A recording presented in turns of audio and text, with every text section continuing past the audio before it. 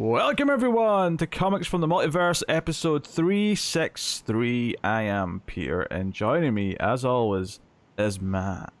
Hey, it's not the years, it's the mileage. And somehow we finally got rid of that cretin. That ginger menace who's been here for like over a month consistently.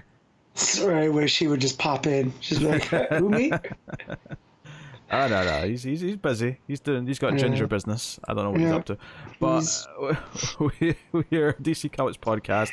We get together, we talk about this week's DC Comics that we read. Coming up on this week's show, we have Detective Comics 1073, Action Comics 1056, Green Arrow issue 3, Batman the Brave and the Bold issue 2, City Boy issue 2, and that wraps up pretty much. That's it, yeah. Yeah. So kind of a middle of the road week in terms of amount of books, but don't worry, because next week Night Terrors starts, so I'm sure we'll have lots of interesting things to say about that. It starts and it might stop. I don't know. Well, I mean, I don't know we'll see at the end of the show which ones are specifically out. But... Yeah, we'll have at least a couple, but I am refusing to read all of them. I don't have that type of time. I don't have a hard enough time with 5 this week, so... Yeah, but you say that, but all your regular books aren't on, Matt. What? All your regular books aren't on, so you've got time for all the Night Terrors next week. No. Not all of them. I said I had hard enough time with 5 books this week. And it's 4 that I like and 1 I tolerate. I know which one the toleration is. Yep. I had to think about it for a second. Yep. I know. We'll look at see what books are coming out next week. Matt will threaten to not read any of them, but read more than I do. I'm almost willing to bet you money on that. Oh, I didn't even tell you if I didn't read something this week. I'm just gonna let it ride until we start. You read all 5 of those, did you not? Yeah, maybe. Yes, you did. We'll find out. If you read the one you tolerate, then why wouldn't you read one of the other ones that you like? We'll see. I don't even get the point of this bit. What are you doing? I'm saying you'll find out if I've read everything this week when we get to the books that we read. This doesn't need to be a mystery, Matt. It's not it's not Twin Peaks. You don't have to conceal it. Why not, though? Because it's important. It's important to know what the itinerary is for the show. It's important the audience know so they can get excited about what the actual conversations are going to be. Yeah, but I like to think that they're going to tune in to see which book it is now. I mean, that feels like if you go to see a movie and you're expecting, say, a character to show up, but they refuse to tell you the character's going to be there. You just have to hope they're going to show up. And that feels like, I don't know. That's not a movie, that's wrestling. That's true. It's very wrestling. Card is subject to change. Yeah, but all I'm saying is, if I lead with like, "Hey Pete, I didn't read Green Arrow this week," you're gonna be like, "Oh yeah, I didn't either," and then I get stuck, right? Why would you be stuck if neither of us had read it? Because I did read it, and I'm always worried that you're just gonna be like, "Yeah, I didn't read it this week." But I did read it. Okay. Whether or not you... Can we just point out here that you read the books, you're just pretending that you might not have read one, and upon asking why you're even pretending is for some reason thinking it would change the course of history. And change the course, because the number of times that I haven't checked and just been like, oh well, yeah, Matt read this and he's the only one. So I'm just trying to throw a curveball. That's all.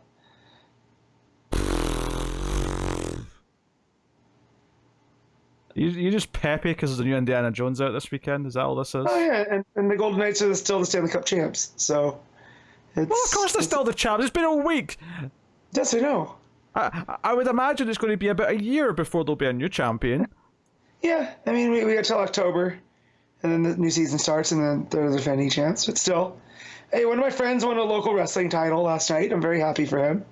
So everything's coming up Millhouse. Well, I suppose we'll get on with things, shall we?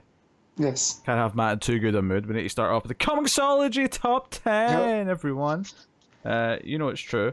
Alright, so as always, Tuesday and Wednesday are split up, so we'll look at Tuesday's books first. Their current ranking on ComiXology at the time of recording.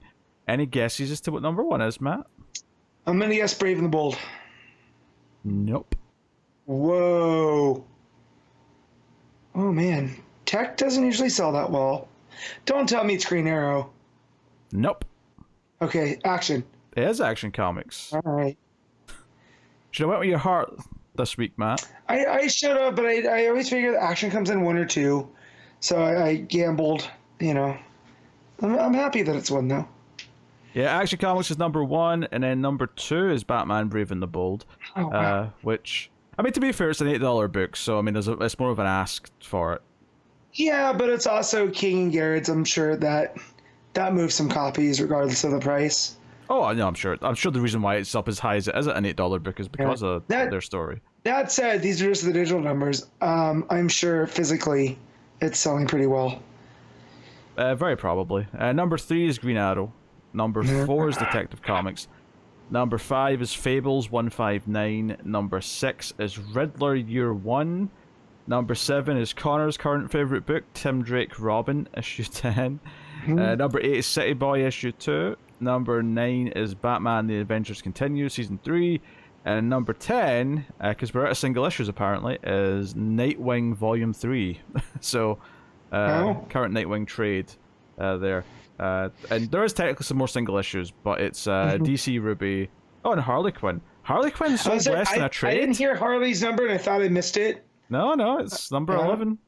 Wow. So the new Nightwing trade's outselling the single issue of Harley Quinn on ComiXology, so this is just digital numbers, but right. Noteworthy, all the same. Yeah. Yes, it is very noteworthy. Yeah. But notably, Dark Crisis on Infinite Earths collection is under DC Ruby. So Tom Taylor's a bigger draw than Dark Crisis. Confirmed. We knew that, though. Yeah, we knew that. Well, I think obviously it was obvious for us. It was true to our hearts, but it's just nice to be reassured that the population are not completely stupid. It's not sold to everybody. Just some of them. I just said they're not completely stupid. That was a compliment. Yeah. You're all occasionally wonderful. Yes. So Marvel's, or I should say Marvel, Wednesday's sales figures, and it's not all Marvel, I'm happy to say, there's at least 1 or 2. Everything else, yeah. Any guess? I'm looking through to see. Well, the fact that you said it's not all Marvel makes me think that the Ninja Turtle book's up in there, because that's the first one that comes up here. I don't see anything big popping up, so I'm gonna go with Amazing Spider-Man 28. Nope, not quite. Nope. Okay. Was that a new Deadpool book? That's not Deadpool. I thought that was a number like 0, but it was an 8. My eyes are going. I'm just going to put you out of your misery here because it's X-Men Before the Fall, Heralds of Apocalypse, issue 1. Where even is that? Oh, it's right there. It was on the next row down. Wow. Usually only a Comic Geeks, that something like that's in the first 2 rows, and I can catch it. But this was wedged between Ninja Turtles and Dr. Aphra. Yeah, I have no idea what they're doing with X-Men right now at Marvel. I had a friend on Free Comic Book Day try to explain it to me, and I don't remember anything he said. I remember something about there being Nightcrawler clones and 4 different Mr. Sinisters, and that's about it. So, like, hey, if you're liking it, I'm happy for you. Number 2 is Amazing Spider-Man. Number 3 is Thor, issue 35. Number 4 is Power Rangers Unlimited. Number 5 is She-Hulk, issue 14. Number 6 is Storm, issue 2. Number 7 is Avengers Beyond. Number 8 is World Tree, issue 3. This is James Tynion and Fernando Blanco. I did not know about this. This didn't pop up in the top 10 the last couple times, did it? No. I'm looking to see what this is actually about. Oh, it's spooky. based on the cover. Yeah. So it says, World Tree holds the key to understanding why Ellison Lane's kid brother carried out such imaginable atrocities, but it may be too late to stop the Undernet from destroying someone else. So, seems like it's in Tynan's realm of spooky, like you said. Yeah. Things are out of control. Yeah. Yeah, I heard about that one. But yeah, that's the image that comes from. Number 9 is Carnage Reigns Omega. Okay. Sure. Number 10 is Star Wars Darth Vader, Black, White, and Red, or whatever it's called. Yep. Is that actually what it's called? Oh, it's called Black, White, and Red. The title was cut off, so I just guessed the end of it. Yeah. Good guess. Okay. I mean, those are kind of Vader's colors, though, right? Like, there's not too many others. I mean, I'd argue it's just black and red, really, but, you know, for the sake of art, you have to have the white as well. Right. You gotta break up the chest panel somehow. Yeah, Alien comes in, issue 3 of that's at number 11. Which I might still read issue 2 and 3 and talk about them on the show at some point. I was just kind of saving that and then another book that I wanted to start for a super quiet week. Which we might actually have for probably a month because of Night Terrors. I can see month 2 of Night Terrors being a lot quieter because we've decided which ones we don't want to read after the first ones. But I suspect July might be a little busier week to week just because we're trying a lot of those. Maybe not all, but a lot of them. Yes. Well, there you go. That's ComiXology Top 10. All right. Off you go. You've had your whack. Alright, there is one bit of news that's worth mentioning. Not comic books specifically, more movie related, but we did get some big casting this week for Superman Legacy. Both Clark and Lois have both been cast. David Corenswet, if that's how you say his name. Cornsweat. That sounds about right. And then Rachel Brosnahan. They've both been cast as Superman and Lois Lane. I didn't think I knew the guy from anything. Turned out he was the projectionist in Pearl. So that's exactly where. When we were watching Pearl, I told my wife, I go, "Man, he's got Clark Kent vibes," you know. So turned out maybe I wouldn't say his character's personality doesn't, but I see why you said that visually. Yeah. When I say by vibes, I mean he cuts the figure. You know, he's the projectionist in a small town. You know, he's got this kind of aw shucks to him a little bit. There's a much darker side to him, though. So. Yeah, and then the actress is from The Marvelous Miss Maisel, which I know was very popular, won a lot of awards. I have never watched it, so I have no... As far as I know, I have never seen this actress in anything, so... My comic book guy had told me, because he watches everything, he's like, oh yeah, that's perfect casting. She's essentially a Lois Lane type on Miss Maisel, which is about a comedian, I think in the 50s, 60s, as she works her way up. So he's like, it feels much more of the Margot Kidder kind of vibes of Lois.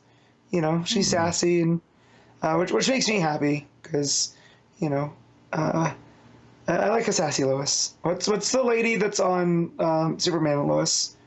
I think she's pretty good, too. Terry Hatcher? No, not Lois and Clark. Oh, right, you mean the new one. I'm forgetting her name. Because Terry Hatcher is my favorite Lois, so... I can't remember her name. Yeah, I think she was pretty good. In the one season of that I watched, I liked her Lois. So if we're close to that, kind of mix those two, I think we'll be in good hands. Now it makes me want to watch Miss Maisel, though, because it's been sitting there on Prime, constantly being recommended. So, yeah, I think I have time for Superman Legacy. Well, yeah, it's going to be like at least 2 years, and that's if the various strikes don't delay it further, like everyone else is getting delayed. I think for me, I like that, relatively speaking, these are unknowns, and I realise that being the star of a TV show that's went multiple seasons isn't really an unknown, but she's unknown to me, and that's... Well, but go look at her filmography. It is a lot of TV stuff. It's not too much movies. Yeah, she's not the big movie role. But the point I'm getting at, though, is that I think Superman especially, I like when I don't really know the actor from anything else first. I don't like being clouded with something else. For whatever reason, that's a particular character where there's someone that I don't know. Just an unknown is the best fit. Same with the T1000. Robert Patrick was an unknown. I was wondering where you were going with that. I was like, wait.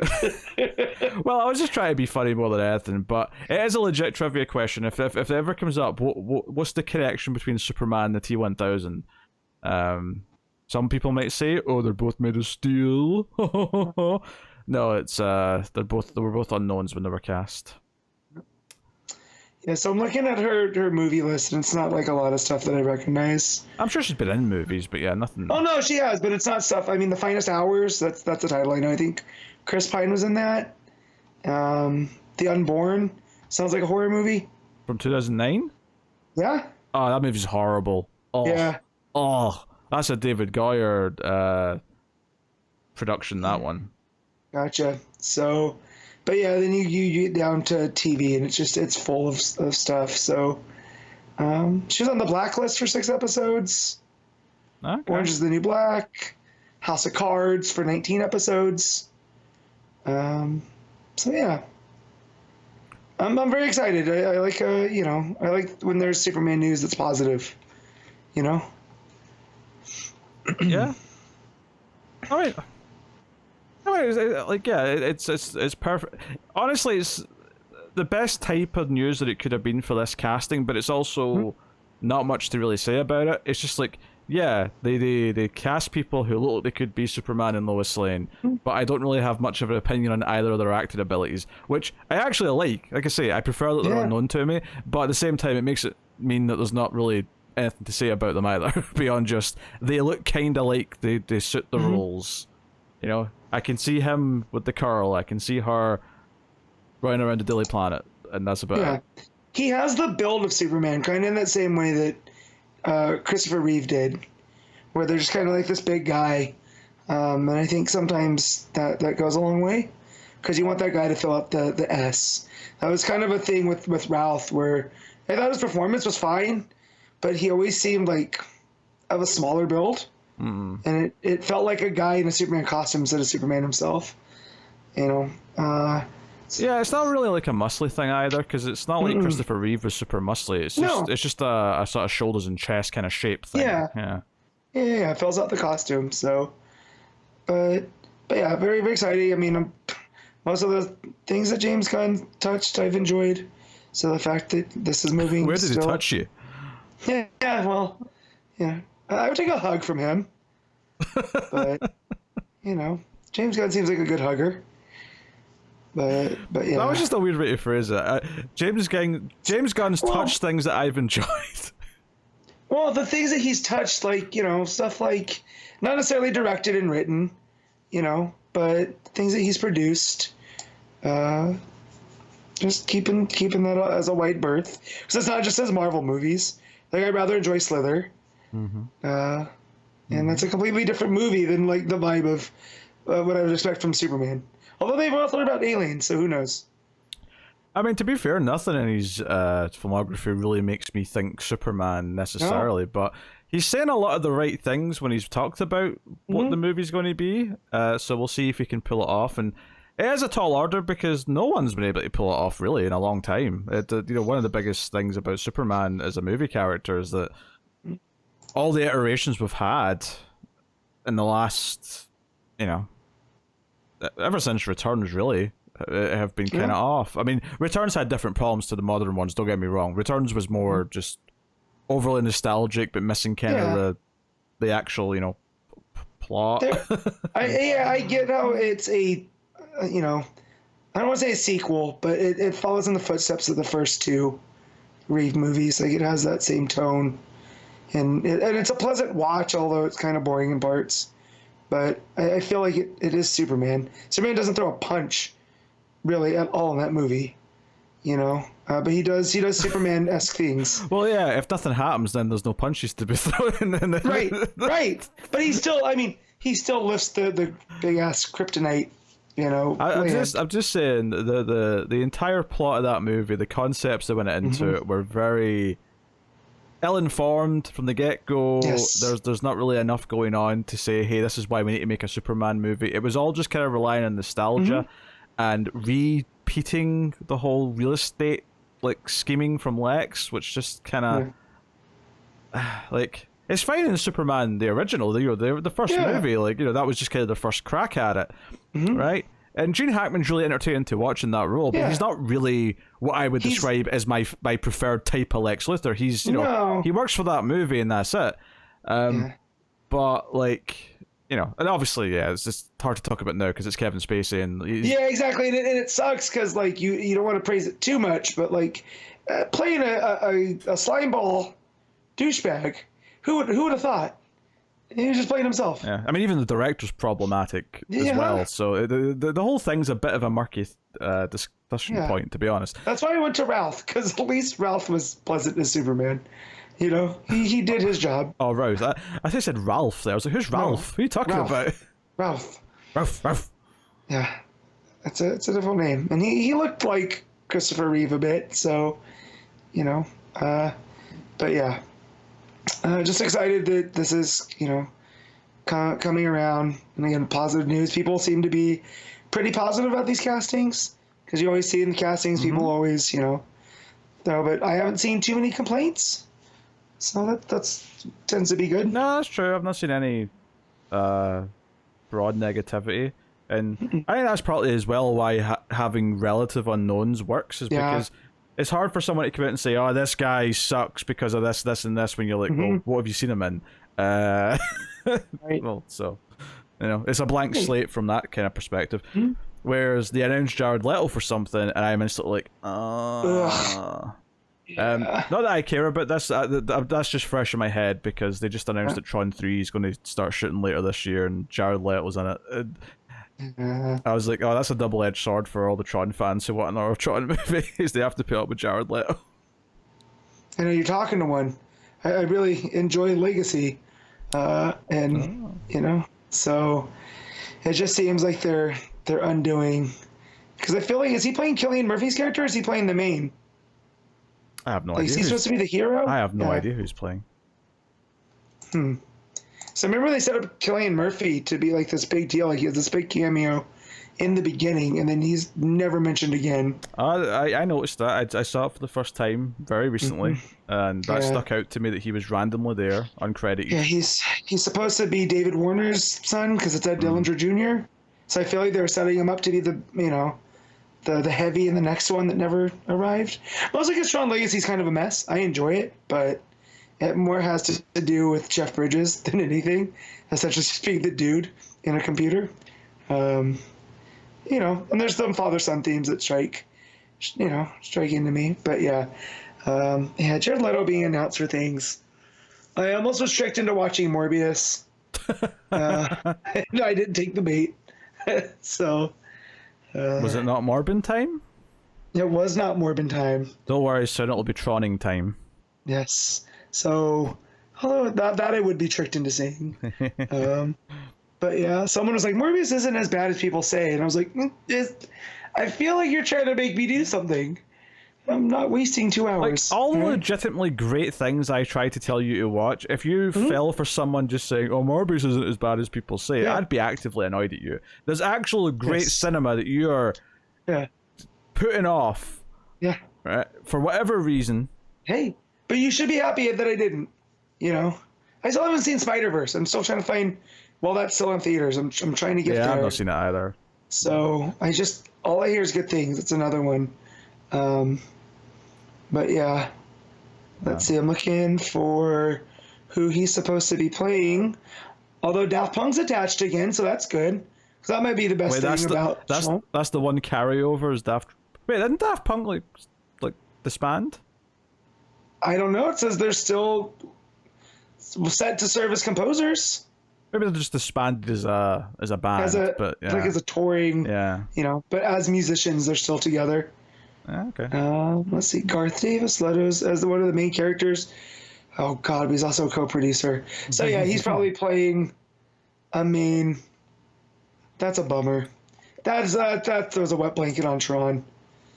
Although I did see Box Tightener's name there too, which de-aging being what it is, I'm sure they will. Commander Sheridan's back. What's he Commander Sheridan in? Babylon 5, baby. There you go. His name is Tron. He fights for the users. So, I don't even know Babylon. What is Babylon 5 about? I don't even know. Like, I know it's like this great sci-fi show. How do I sum this up? Is Babylon 5 a space station? It's a space station, yes. It's a space station set in the... Well, it starts off in the year 2258, and it's a space station where there's ambassadors for all the different like alien races that interact with humans, and there's like tensions of possible war because of the histories between some of the races and so on and so on. And Boxleitner is the commander of the station season 2 onwards, so he's like the prominent character for a long time. He's the guy. Yeah. Yeah. So it's basically Space UN. There's or like the West Wing in space. It sounds like. A little bit, but obviously there's not as dry, of course. There's more sci-fi elements to it. Yeah, that's an elevator pitch. West Wing in space. Sounds great. Yeah, if you've ever seen Star Trek Deep Space Nine, that's the show that was always accused of ripping off Babylon 5. That was their space station show. Gotcha. Oh, my dogs are not happy with something. I'm going to yell at them. Okay, Matt is now yelling. The veins popping out of his head. He's now turned back towards the screen. Well, no, my wife left to go get a pedicure, and she might be coming home, and my dogs get excited when she comes home. So, or someone's out front. Who knows? She's away to go see Dial of Destiny, so she can whisper at you the entire time. Let me just tell you. Good. Had she done that, I'd be getting a lawyer. Right? That's a line you don't cross. Indy without me? Absolutely not. So yeah. But anyways, Babylon 5, Deep Space Nine. Wow. Never really noticed. There's both numbers, both similar. I wonder. But yeah. All right, well, shall we get into comics then? Sure. Seems like a thing to do at this point in time. So, we will start off with Detective Comics 1073. This is Ram V and Ivan Reis on the art. So, yeah, we obviously had the big cliffhanger last issue with the Batman having the decision to whether to whatever the other one was, or blow up where he was, but the buildings to save the rest of the city, which obviously he picked. And this kind of kicks off with, of course, we knew you were going to do that because you were so selfless. Yeah, obviously he wasn't prepared. The villain, what's his name? Arzen. Orgum, yeah. Orgum, yeah. He wasn't prepared to die with them, of course. So they had the tunnels reinforced, all that jazz. Contingencies. Yeah. It was almost one of those things where it's like, well, Batman, we knew what you were going to do, but it's twofold, right? It's like, yes, you're willing to sacrifice yourself for the city. However, without you, what is Gotham? So like, there's an ego thing with Batman that Arzen's accusing him of. And, as much as I like to hate on Bruce sometimes, I think that's a wrong reading from Arzen, right? Yeah. Also, there's a second artist here. I should have mentioned. I was looking at the second page there, going, "That doesn't look like Reis," and then I went back to the credits page. I was like, "Yeah, there's also Goran Sudska." Sujic, yeah, or Suj. It's not Sujic. It's no. Suzuka. Yeah, there you go. There you go. It's one of those Eastern European names. Because I was looking at the second page and like Gordon's face is very flat, and I'm like, that doesn't look like Ivan Reis. Yeah. So, I didn't see that when I was getting credits off of League of Comic Geeks. Yeah, it feels like Ivan Reis does all of the Batman stuff in the tunnel with Orgum, and then the other guy's doing the outside, the going-ons of Gotham. Which is an okay way to split it up, but certainly it's a much flatter art style than Reis. Even on Barbara's face, for example, it's very, very flat. Yeah, they don't complement each other that well. So, but I didn't have any. It didn't take me out of anything. But yeah, I mean, when Arclight does show up, it looks good in that art style, I think his suit lends itself to that because it's like the dark with the light lines, so it kind of lends itself to a flat style. That contrast they can play with. Yeah. So we have this explosion. Nightwing and Co got everyone out of the building though, so obviously no one got hurt. And the transition between the arts isn't too bad because it is such a stark difference in color palette, and it's a different location. We're in the tunnels and all that, like you said.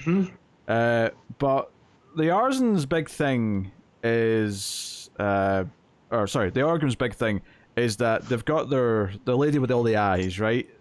Yep. She goes on camera and they start beaming out to everyone in the city, basically mesmerizing them and brainwashing them into like what their idea of the future of Gotham is. Whilst Batman's taking on Arzen himself.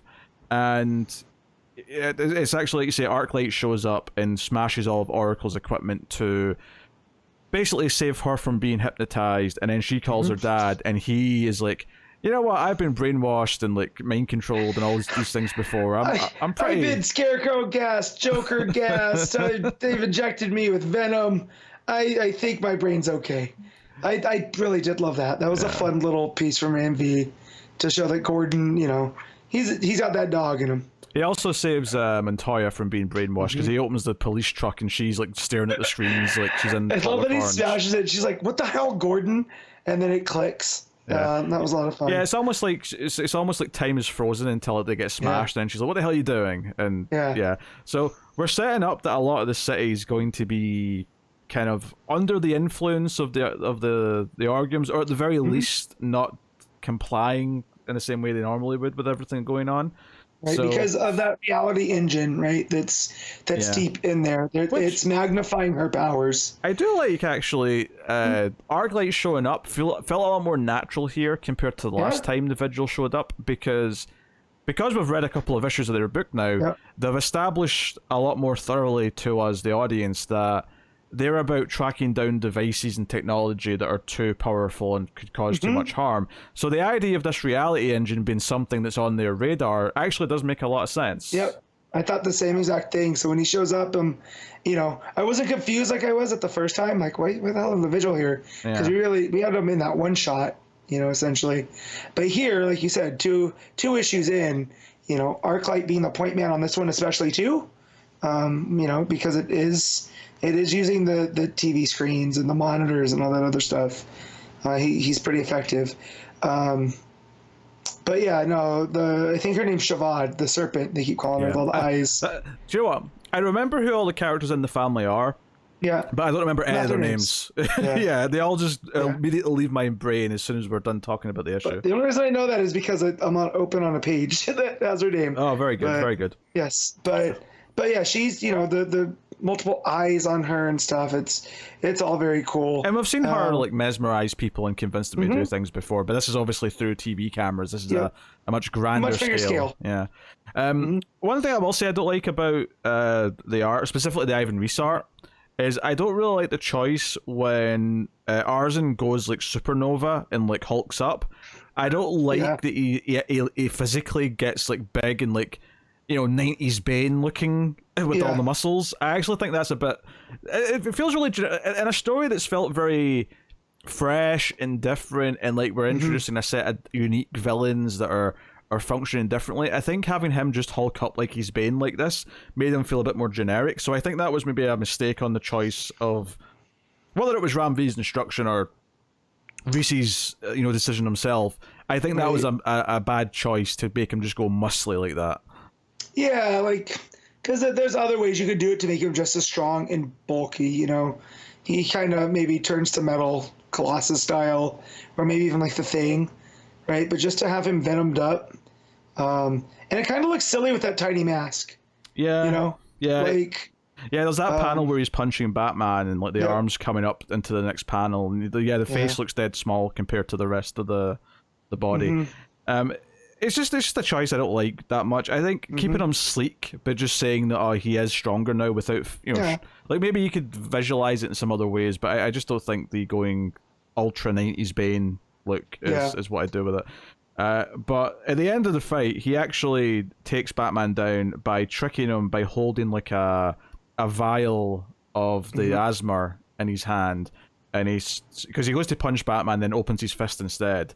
And lets that all go into Batman's, you know, face. It's almost like it's almost like the inverse of when I think it's Neo is fighting Agent Smith at the end of the first Matrix, and he goes to punch, and then he stops it, and then he makes the four fingers and gets him in the throat. And it's almost the opposite of that, where he goes to punch and stops it, but that's what he wanted him to do. Oh wait, no, okay. I was trying. I couldn't think of it. I was trying really hard because I was imagining this You know, like, but it's like, no, there's a moment where he goes to punch him in the chin, and he doesn't quite reach, so he goes like that and lifts his fingers up and gets his throat. Yeah. I remember. But this is like the opposite, where he wanted Batman to stop it so he could essentially blow the gas in his face and affect him with the asthma, which obviously, at least in a sequence where Batman has to escape, and he plants an explosive quickly, with these little bat bombs on Orgum, but he has to do there's this great couple of pages where he's like escaping throughout the sewer, he's going down this whirlpool, and then you see Barbatos sort of pick him up, and this is in his mind, of course, effectively, but you see Barbatos pick him up, and basically Barbatos' narration or dialogue comes in saying, hey, you're going to have to hand it over to me and let me take charge, you're going to have to let me do my thing, like you keep resisting the temptation to give in to me, but and it even says that as Bruce goes off at the end to go deal with stuff, basically this drug that's in his system, this asthma that's now in there fighting for control, Barbatos is the one going to be fighting it off.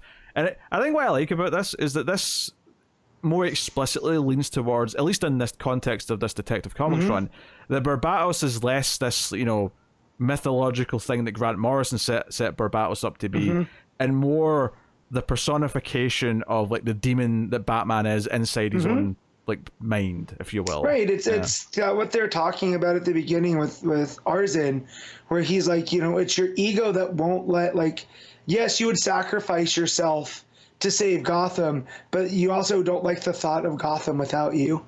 That's kind of what Barbatos is. It's almost Bruce's ego that kind of drives. When I say ego, I'm meaning it in the psychological, not like, what we think of as ego, but it's his pure desire, right, to constantly protect Gotham. And it's almost like Barbatos is telling him to fully give in. Yeah, although it does seem even darker than that as well. It feels like this is a darkness that Bruce can't come back from. So he's like, will you taste the darkness just a little bit? And he says no, and Barbatos calls him stubborn. But yeah, he's there to like fight off the. So it does give us this ticking time clock right now, because the issue ends with Batman just coming out of the sewer, great, and like all this just sort of leaves off at that point. But it leaves off with Barbatos is fighting off this infection of this other entity trying to take control of Batman's body, and it puts us on this ticking time clock of like something's in Batman's body trying to take over, and presumably that won't be resolved and taken out until maybe the end of the arc or something like that. Right. So that means that throughout this story, we're probably going to see glimpses of like him having to fight off like this thing trying to take control of him. Yeah, I mean, and we had all those backups that were written, I think, by Cy Spurrier, of Two-Face doing the same thing. Right? When they try to get him with that's actually a really interesting point, is that thematically all that Two-Face stuff from the first, arc of this all of a sudden feels even more relevant, because now Batman himself is having to fight off like another side of him inside now. Or the other side that's effectively his Two-Face. Like, Harvey has the evil Two-Face. Right. Barbatos is effectively his Two-Face. And then this third entity is coming in fighting for control. And there's a lot of fun stuff happening here with that. Yeah. And you get an appearance by Two-Face in this, right? Because you have the ten-eyed man who's, like, I see cities, and cities have personalities, and, this one is changing even if people don't see it. I see it, right? Because he's the ten-eyed man. He's a creep. And he says creepy things like that. But Two-Face is sitting there, and one of his henchmen come up to him and, ask what they're going to do. And he just gets this determined look on his face of tight patrols, up security. He's batting down the hatches, effectively. Right. And so he's just like, we're going to weather the storm, right? Because he knows what the Orgums are about. And so it's almost like they're kind of, not that they're playing into his hands, but it's almost like he knows that this is going to be their downfall. And specifically, this is Two-Face, the persona, talking as well the entire time. It's never the good Harvey side, Right, because because he took over to defeat the Asthma. Remember, because he had to tell him who Batman was. He's like, I know you know. And so if you just tell me, then I'll do this for you. So again, it ties in thematically with Barbatos of, just give in and I'll defeat this thing. So, and I think that's the point, is that Harvey did give in ultimately, whereas Bruce probably will not. Won't. Yeah. Right. And that'll and be we'll get interesting. and you know, we'll get a demonic Batman, you know, running the streets. You know. Hey, based So, on the art here, good. because the best art in the issue by far is the Barbatos stuff, Yep. which is obviously Reis. Yep. That stuff looks fantastic, and if we're going to build up to like almost like if the Asthma, because obviously the Asthma turns people into something like, you know, one of them's a werewolf, one's the, you know, whatever. Right. I do wonder if like Bruce literally for a while, whilst this is in his system, turns into this big bat monster. If this is Bruce's like Capwolf moment, like, and we get, you know, a Man Bat-esque kind of creature Batman, I'm here all the way for it. And this is what comics are meant for, is silly shit like this that you can take seriously. So, but Well, yeah. when it's well written and everything's CD'd appropriately, and it, you know, there's themes that back it up. It's not just for the sake of. Wouldn't it be cool if he turns into a monster? Then Right. yeah, you're in for a good time. You know, and he even brings up the past with Raz and like, oh, like, you know, yeah, your father was betrayed, but not in the way you think he was, and that neatly ties in again to, you know, the continuation of this story in the backup, which is young Arzen.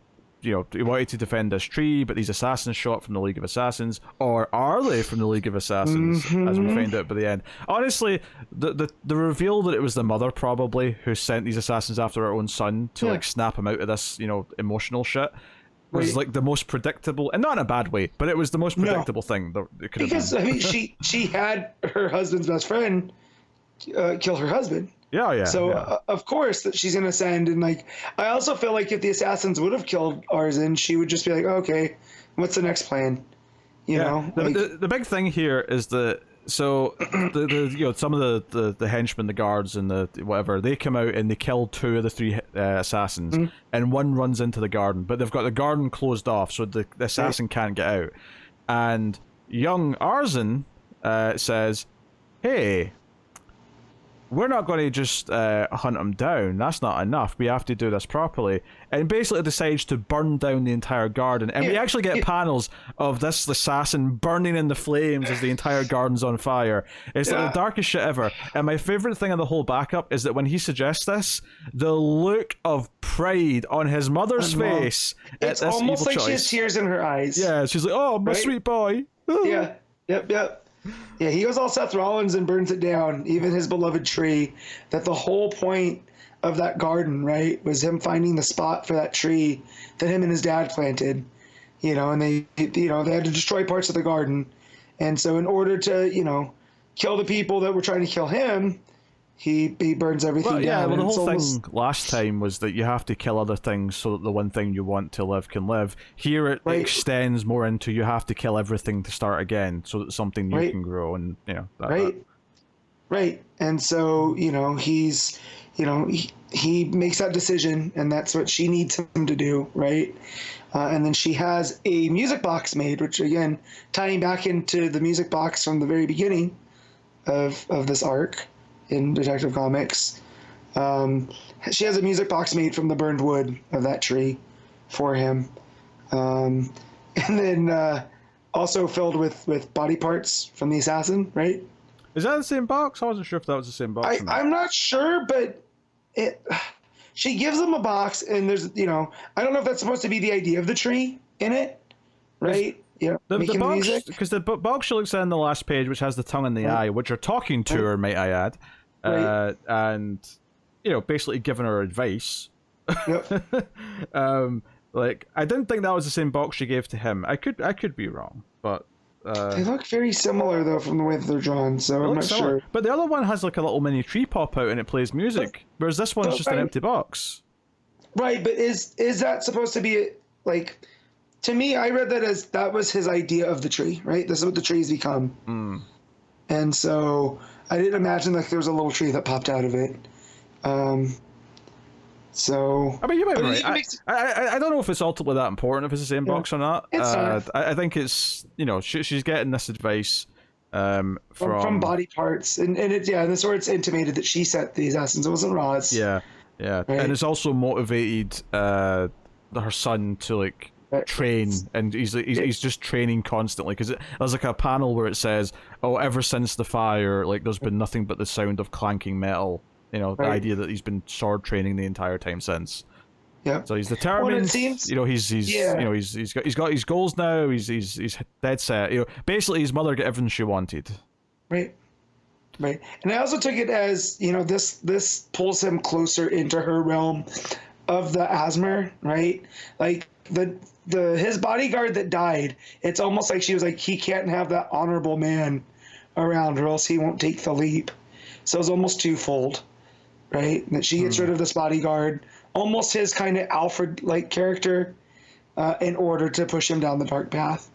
So, and he looks pretty scary there at the end. The last panel, the Mize, there ain't nothing in there. Yeah, that's an interesting way to put it. Is that he was kind of like his Alfred, and she has went out of her way to take his Alfred away from him. Like, you know, imagine Bruce if Alfred was taken from him as well, not too long after his parents, and how much of a new devastating, you know, experience that would be, and maybe that would have set him down a path that would have been less, and even darker. Yeah. So, there's some interesting parallels there to.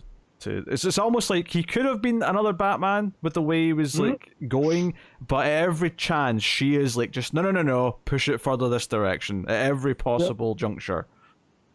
So no, which is good because it's giving him some more depth as a character, which is good. You know, as we're playing out the story in the present day part of the issue. Yeah, these backups have been pretty strong so far. I mean, there's the occasional one that, you know, the Gordon stuff that was kind of hit or miss. Well, but that was very separate, whereas this last couple have been very, very closely related to what's going on in the main story, and they've been better for it because they're actually enhancing a character in the main story. Oh yeah, because I enjoyed the Freeze ones too. You know, the two Freeze ones I brought up earlier. This one, it kind of informs the story. I always like when backups do that, right? They feel like they're part of the greater narrative, but while telling their own story. So yeah. No, it's very good, obviously, and we'll be saying this for almost everything we talk about today. There'll be no issue next month because, or even the month after, because we're doing Night Terrors instead. So, I mean, don't get me wrong, this is an okay, like, cliffhanger, I guess, to leave the 2 months on. But, yeah, it still bums me out that we have to take a break from it for 2 months. But we'll be back to Detective Comics proper in September. What are you rating this issue, Matt? I'm giving this an 8.5.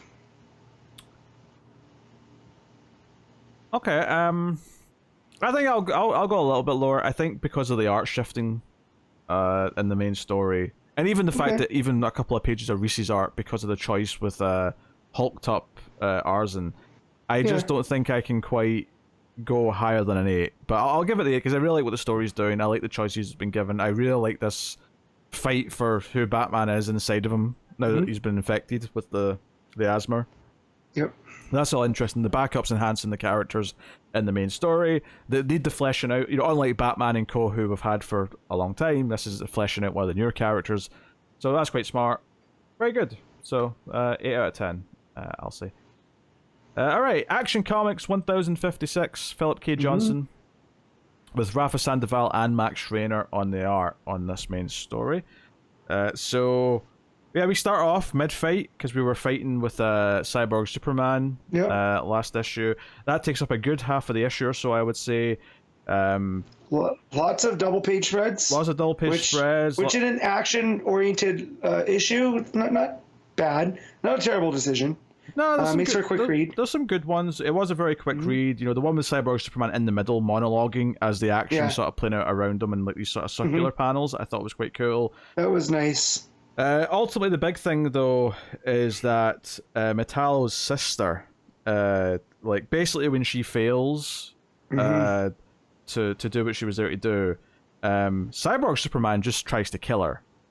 Like, on the spot, you failed, you weakling, and just goes to kill her.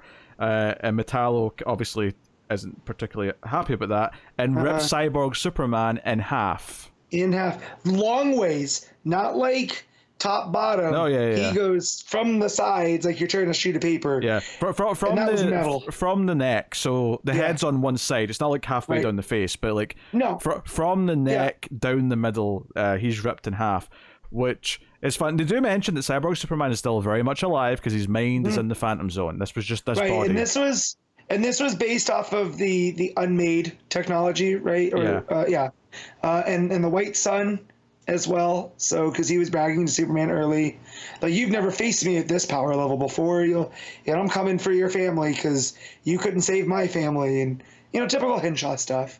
So, but I do like the aspect of the kids being there is another wrinkle for Superman, right? Because it's more people that he has to worry about, and I think that plays out in the final couple pages too. Yeah, it does the classic thing where we hear like one of Clark's stories as the narration for a couple of pages talking about the city and all that. But the big thing that comes out of this is that they fix up both Metallo and his sister with artificial bodies so they can walk around as human. And they have a moment, which is actually, it's emotional. It's also quite dark at one point because his sister obviously was this really good positive element in Metallo's life. So when she says like she's disturbed because she can't feel anything because she's like basically ripping off the fake skin over the metal arm, and she's saying, I can't feel hot, I can't feel cold, I don't feel like I can't touch and feel anything. Right. And she says, I'm a monster like you. And that's like, oh shit, that actually, because of the way they set up like that she's this positive force in his life, for her to say that, and you get it's coming from shock because she's not really dealt with what she is yet, and this is obviously a huge change to her. But it does come off as like oh shit, she needs him now in a way that he needed her before. And he doesn't get angry about it. He doesn't like react like, oh, how dare you say that to me. He just sympathizes. He gets down, and they end up hugging, and he convinces that they're going to be there for each other. And it actually ends up in a sweet scene, which ultimately ends with Superman and co watching on the screens and him saying, "Look, one day Metallo's going to surprise us. One day we'll be glad that he's around to help." So it's a sweet Superman-esque kind of like punctuation point in the whole thing. Yeah, what I like about the Metallo and his sister stuff is he goes, it wasn't the kryptonite or the metal that made me the monster. I was like that before. And you're not like that. You're like them. So, you're one of the good guys, and, I'm not going anywhere. So it is just really nice. And that statement meant something in the arc because we actually saw some of his backstory with his dad and like some of his troubled childhood in this arc. And that stuff, was solid enough at the time. In hindsight, now that we're at this point, it feels more relevant and it feels more justified because it meant when he said this here, it actually mattered to us, the audience. It wasn't just fluff that you put in the scene in the dialogue. It was like, no. You've shown us that he actually did go through this stuff, that he has had this anger in him since he was quite young. And he was already this, villain effectively before he ever got a metal body. He was already on the way before they got the kryptonite heart put in him, right? That just allowed him to be the full version. And so for her to compare her, because, now that she's, made of metal and powered like he is, but, that's not what makes him Metallo.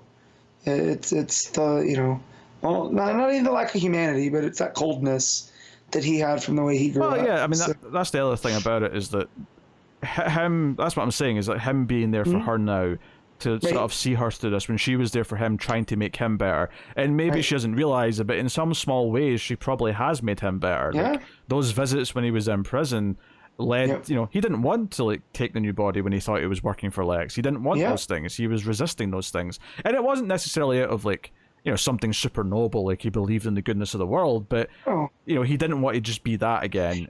So it's a bit more, it's a bit more nuanced than, what it could have been otherwise. It's not just that John Corbin's been redeemed, right? He was already on that way when we started this arc, right? Like, he just wanted to be left alone and solitary, and his sister to come visit him, and he was happy and he was at peace with that. And then when they pushed him, right, and he got to unleash that again, I feel like it's Johnson going like, well, yeah, no, he's beyond this life now.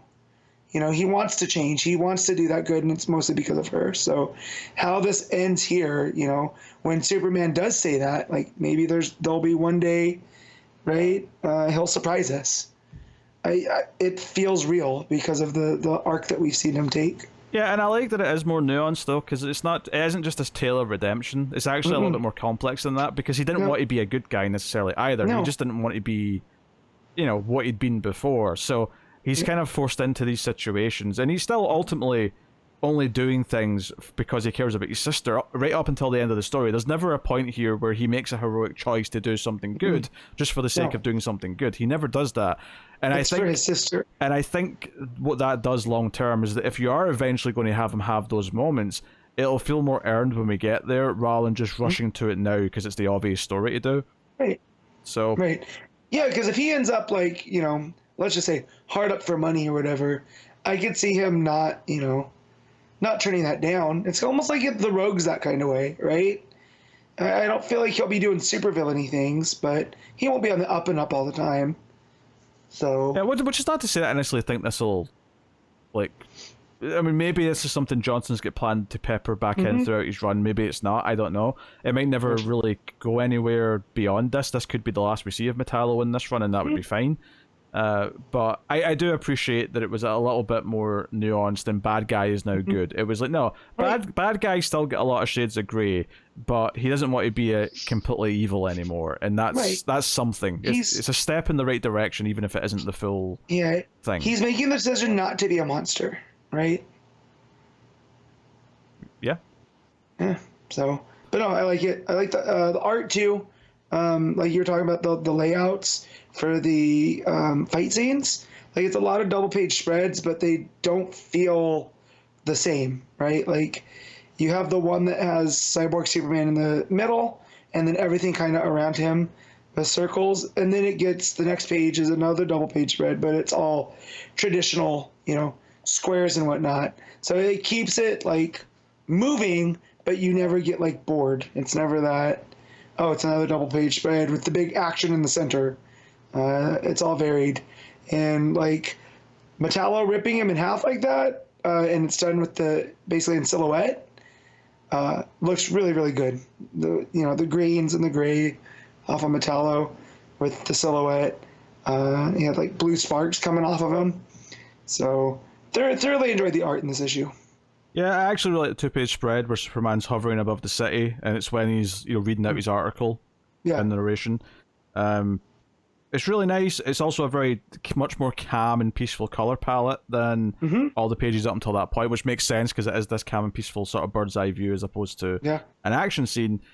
And then that sort of continues into the scene with Metallo and his sister, which again is all very sort of like calm, comforting, like muted greens and things like that. Soft blues, So all that stuff's good. The final scene of the issue is kind of a tease for what's to come. So we've been hearing about these Blue Earthers, these anti-war world immigrant characters, these anti-alien characters, and we're revealed to whoever's running them, who I do not recognize this character. Do you not either? My hunch is that this is a new character that Johnson's setting up, because I thought for a second we were about to see someone we knew, because the way it was, because it was it's that thing in comics where it's clearly about to reveal something in the next page, and I was like, oh, who's it going to be? And I went, oh, it's some goth chick. Yeah, so some like Clarion's big sister or something. Yeah. I don't know. Let's see. Usually League Comic Geeks will have something. They don't have her listed. Yeah. But yeah, so this is setting up part of what their plan seems to be is to ruin and discredit Superman to the city and indeed the world. But this idea that they're going to make... Basically, she's saying that, okay, yeah, kids have Superman shirts, but their parents are terrified to send their kids to school because of what Superman's like influence and like fights and chaos are going to do. Yeah, what he represents, and all the Blue Earthers are talking about like, coded language of like, oh, it's all Kryptonian technology putting this, city together, and that's bad for us because we need to. We need to stand on our own as they're talking about Steelworks rebuilding some of the buildings in the city and the infrastructure being based on Kryptonian tech and stuff like that. But it sounds like they're going to try and make Superman look like a monster to everyone. Probably trying either doctor footage or maybe lure him into a situation where he will look bad on camera. But yeah. And that's why I'm wondering if the kids are coming into it, right? Because we know how protective he is over them. We see what everything that just happened with Cyborg Superman and them and that. So I'm wondering how they play in, because I do feel like the ties to Warworld are still going on. And, the kids did attack those Blue Earthers. Well, at least the girl did. I always get them if she's Solar Ortho. But she did attack them to set up all of this stuff. So we'll see how that comes in. But yeah, I'm curious to see who this chick is. Because I was also getting Black Alice vibes. I know it's not Black Alice. But, very dark. It's entirely possible it's just a new character, and we're going to just discover who it is as we, as we go through. If this is someone that's not new, by all means let us know, and the comments are on Twitter who it is. But no one stuck out to my mind when I saw her. So the first of two backups is the continuation of the Dan Jurgens story, which is John's now been kidnapped by this alien princess who wants to squash the revolution that's happening on our planet, and Superman's coming here to basically find out what's been demanded of him. But John is trying to find a way to make noise, even though he's in a lead box. How can he make some sort of noise that carries to the outside that Clark will recognize as him? And that's pretty much what the whole issue is, and that he's trying to do this, and just at the end he's got enough energy left while the princess is gassing the room because she's realized that he's trying to make noise. So he's like, I'm going to do one last big bang to see if it can attract my father here. Because Superman is just trying to buy time. He basically uses heat vision to make a moat around her palace, so the angry civilians can't get to her. But obviously he doesn't actually want to intervene because this is a political thing. He doesn't do that. Right. And she has his son, so he's got to figure all this out. It's one of those old, you'd see him in old Silver Age, where there's a bunch of boxes, but which one is he in, right? Because she hints that he could be buried, he could be in the ocean. That's right. That's a good point. Is she said she has 180 lead boxes around the planet? Just because if it was just one, he'd be like, well, it's obviously that one lead box. That one, right? And so, and again, him, he goes, I need to make it look like I'm doing something while not doing anything in particular, which is a nice little line for Superman to toe. He's basically just someone with an office job trying to look busy, even though he's got nothing to do for. Oh, believe me, I know that one very well. Obviously Lee Week's art, and this is very good. I've not been thrilled with where the story of this one has went, and this part of it's fine on its own for what it is, but I'm still not thrilled by what this has turned into. She just she started off as this kind of nuanced alien princess character, to now she's just some despot, who monologues, which I don't like that turn. I wish there was a little bit more of a, a little bit more of a nuance. We talked about. Unlike Metallo in the main story, where he became more three-dimensional nuance because of the writing of the arc, this character went from seeming like there might be more to her to, oh no, she's just a two-dimensional villain, and there's nothing more to her. Also, it awkwardly cuts to Lois for one page where she's like, oh, it's a good thing this big giant beam's got the stasis tube keeps Doombreaker away from me. She's okay. What cracked me up is she said it'd be a nightmare him running around if Superman wasn't here. But I'm like, forget him running around. If that beam turns off and you're standing right there, you're the one who's eating it before anyone else does. Yeah. So that was just a weird thing, but again, there's nothing actually bad. It's just I don't know. It's just conceptually not that exciting, I guess. It's fine. I think it's well written. The stuff with John I really like. Him realizing I gotta make noise that sounds man-made. Yeah, his problem solving and narration's fine. Yeah, there's nothing wrong with that stuff. It's just all the Doombreaker stuff felt kind of tacked on anyway. It felt like the alien princess story was the main story. But unfortunately, that's also kind of taken this turn where I'm just not that into it. Kind of mediocre, I guess. Lee Week's art, Britt Weiser's colors, everything really on that side. Oh yeah, that's looks great. And actually, on the main story, despite the fact that there is a fill-in artist helping out, I actually thought it was far more consistent than Detective was. It was a lot more. They still fit together a lot better than that book did, I thought. Yeah. In general, it looked quite good. So, art in the main story, I do think is quite solid. We talked about the layouts a bit, of course, but even just the actual pencil work and the colors, I think looked really good. Here, obviously, Lee Weeks has been, he's Lee Weeks. Yeah. I just wish it was on a story that I was into more. And I must confess, I did not read the last backup because I didn't like the first part of it. You know, actually, if I remember correctly, I didn't finish the last part of it either. Like I started reading the last one and then gave up like 3 pages in. Yep. But did you read this? Nope. Okay, well. Yep. Never mind then. Yep. I did not like it either. I did 2 of them, and I'm like, that's enough. We're good. Was this a week you weren't here last time? No, I read it. Yeah. I read it last time. Okay. And I just was like, I just don't. It was the Dorado Quick dialogue and stuff. I couldn't. Yeah, the dialogue was rough. Yeah, I didn't even check it this week, this month to see if it was any better. But the last issue was really bad. Yeah, I was like, I can save some time by not reading it. So. Yeah, that's fine. All right, what we rating Action Comics then? I'm gonna give this an 8. Yeah, I think that's fair. I think the emotional payoff Metallo is pretty strong. I think the art's pretty good, and I like what it's setting up for the future. Art's quite nice too. If I was to mark it down for anything, is maybe by being like almost over half the issue being a lot of action, that tends to mean doesn't feel there's a lot of other things going on instead. You know, it was kind of, you know, it's just, you know, whiz bang actiony things for, you know, maybe a few pages too many, but like it's a minor quibble. So I will agree with the 8 out of 10. I think, yeah, 8 out of 10. Well, I was going to compare it again to something else, but that's more for a ratings at the end. That's more for the rankings at the end of the show debate. Okay, Green Arrow issue 3, Joshua Williamson writing with Sean Izaakse on the art. And I just heard a hefty sigh there as I was introducing that. I'll just get this out of the way. I want to like this book more. This book has characters I really like. I don't understand the reality time hoppiness of it with these characters. Well, here's the thing. It felt very random the last 2 issues. This issue actually tries to contextualize it a bit.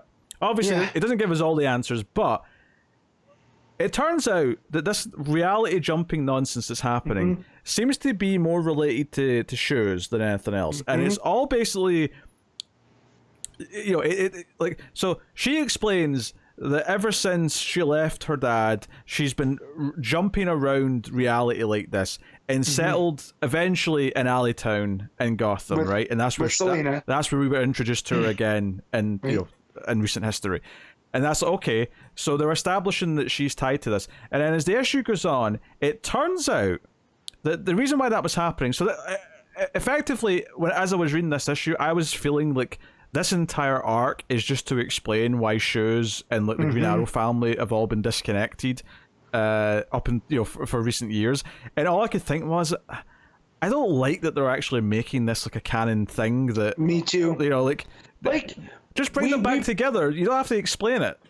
Like I gotta give Williamson credit too, because when he brought back Roy, he was just like, yeah, cracks in reality. Roy's back. Here we go. And it's comics. That's a big enough of an answer sometimes. As long as he writes Roy consistently going forward, we can, you know, accept It was when it was adding all this into the backstory of shows where I'm just like, I did not need all this. I did not need all these explanations. So what it turns out to be is that Green Arrow from the future, because something really bad is going to happen that we don't know about yet, but something really bad is going to happen that is the fault of the Green Arrow family. And because of that, he is in the future with some force put something in place that if they ever get too combined, like if too many Green Arrow family members get too close together again, some of them will just teleport magically to another time and place.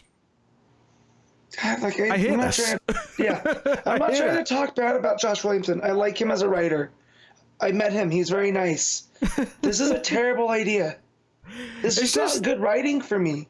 Like, it makes Oliver in the future sound like such a goddamn idiot. Like, well, to be fair, that is kind of Oliver in a nutshell. Well, I know, right? but even the problem with this, beyond just the obvious things, is that if you actually told the characters in the past the bad thing that's going to happen, they can try and avoid it. But his logic, apparently, is that just to magically let them never be together, which, what do you think family members who love each other are going to do when they keep being pulled apart? They're going to keep trying to come back together. And yeah, that's the flaw in his plan. Right? Like, Roy, if he finds out his daughter's alive, is going to look for her. It's so stupid. And I just like, and the stuff with Leanne, right? I could accept that, like, oh, they thought she was dead, but because of Waller's machinations, you know, she timey-wimey stuff, whatever. And now she's shoes and she came up in Allentown. She doesn't remember. She just kind of has vague memories of her family.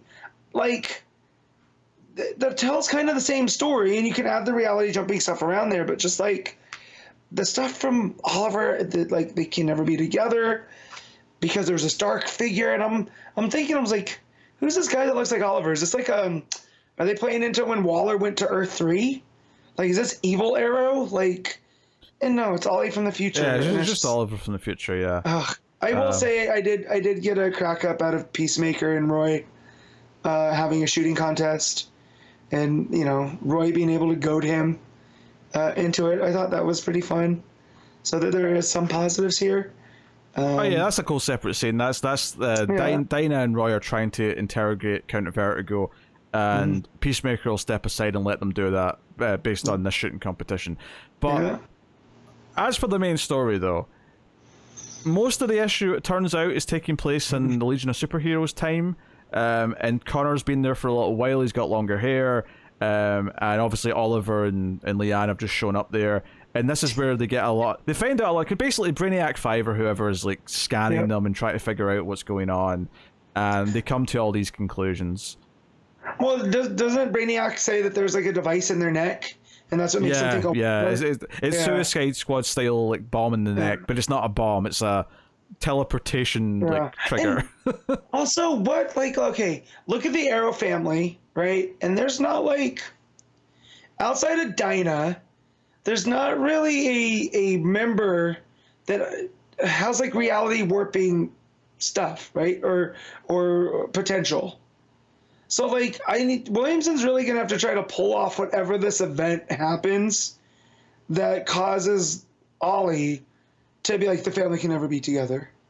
I'm trying to rack my brain at what like type of level event that could be. And I don't think there is one. I do not think it doesn't make sense. No matter how bad it is, this just feels like stupid logic to give to a character to justify the weird plot hole that you're... Because effectively that's what this is. It's trying to cover up the plot hole of why all these family members have not been together for so long. And it's trying to write it into the story itself. It's trying to make it a canon thing that they can explain and say, this is the reason why, when there doesn't need to be. It can just be... You know, Leanne got separated. She grew up in, you know, Alleytown and Gotham. Now they're reunited. Happy days. Let's move on with our lives. But they're trying to turn it into a canon story, and that just like. But the bigger problem with this being future Oliver's decision is that this is just like any story you've ever read or watched in a movie, watched in a TV show, where a character says they can never know the truth, otherwise they will not be safe.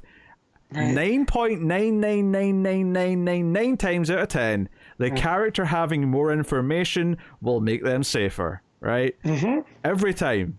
There's not a single time where they say that and I go, yes, that makes sense. Once in a blue moon, the circumstances make some amount of sense where, or maybe if they know about a thing, they'll look into something and it'll lead to something bad. But that's... It's stuff like Back to the Future, right? Doc tells Marty and Jennifer, you can't know too much about your future, right? But that's just basically, I always took that as Doc doesn't want them poking around. Well, right? That's different though, because that's butterfly effect. That's time travel. That's a whole different thing. Right. But at the same time, when they do meet each other, right, nothing like catastrophic happens.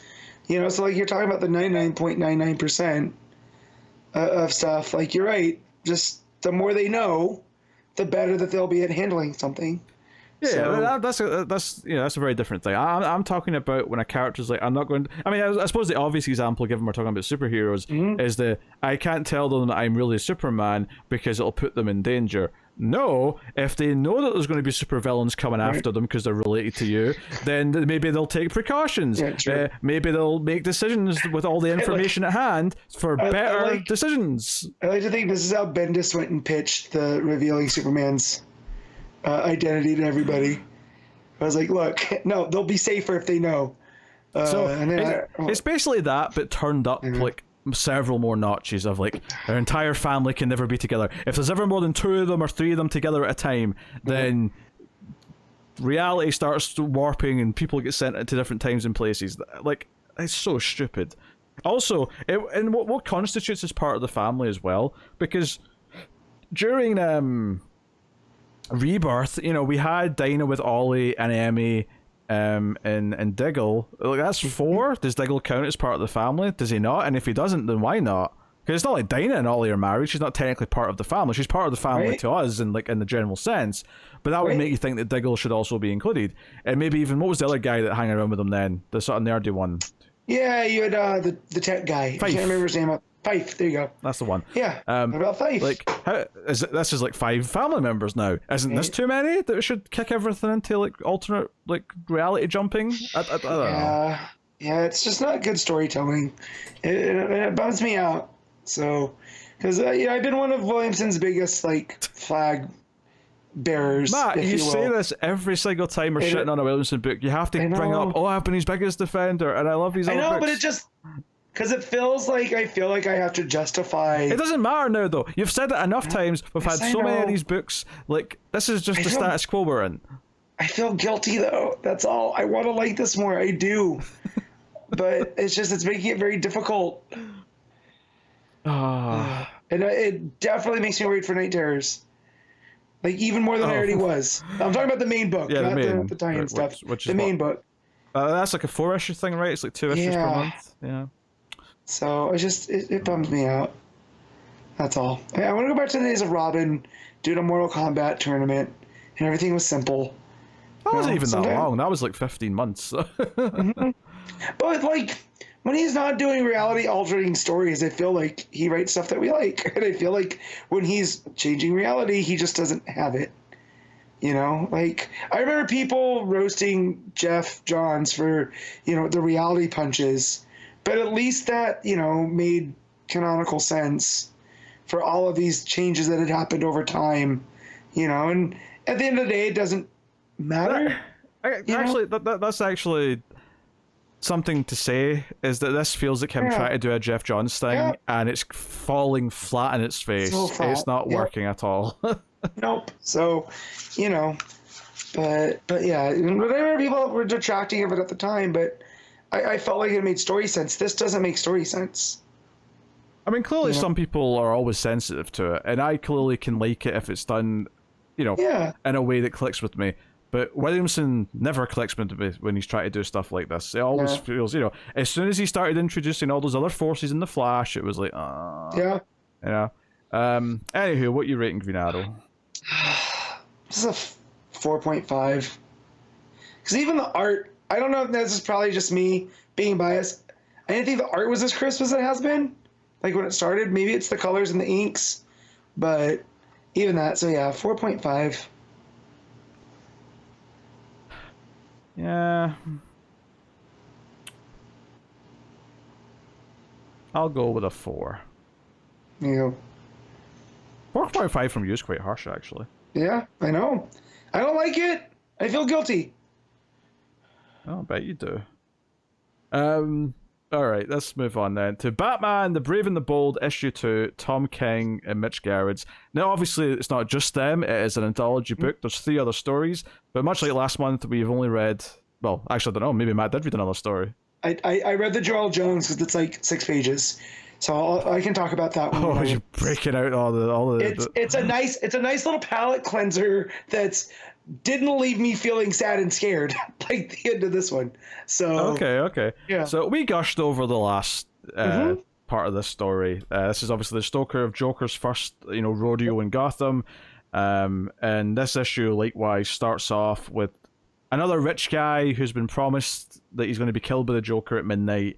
Yep. And Gordon and the police are waiting around with him. Again, we said this last time, I'm sure, but this all goes all the way back to Batman issue 1, the Joker's first ever story. This was the kind of thing that he did right from the start. And it still works today. It's still a really good, effective, tense bit of storytelling. So, hold on, there we go. So it brings back the silent film style panels for Joker's dialogue, which is still very effective. And we basically get what eventually is the murder of this rich guy, but also all of the cops that are there except Gordon, seemingly. And also what got me too, right, is that they're all standing around and Gordon's promising this guy, look, we got you. There's no way he can get in. And there's zero corruption because these are all guys I personally trust, right? Yeah, which makes it hit harder when they all, Right, that these were like the good cops of Gotham. And when Joker attacks, and right, he hits the guy with the poison dart, and the Joker gas paralyzes all the other cops. He makes his appearance. He was hiding in the suit of armor in this guy's house, and it's very prominent in the art, right? As it goes around, you keep seeing the suit of armor, and he gets up and he just starts wrecking people with swords as they're on the ground. I guess spoiler for a famous movie from 2004. So if you don't want a spoiler for Saw, then skip ahead like 30 seconds. But it's kind of, he pulls a Saw. He's there the whole time in the room. That's very, very Saw. Also, as we go through here, I will point out some of Joker's really dark jokes because I think they're quite funny. Yeah, me too. I was like, I feel bad for laughing at this, but that's a good joke. Yeah, the first one's quite extended, but basically it's like, oh, my girlfriend kept saying she wanted to have a fairy tale marriage. So I conceded, and she didn't seem to like it when I dressed her in my grandma's clothes and fed her to a wolf.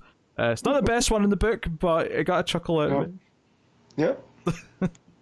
But anyway, so yeah, this scene is pretty brutal. Obviously the knight, the suit of armor, like he opens it up eventually after he's been hacking with the sword for a bit, and then.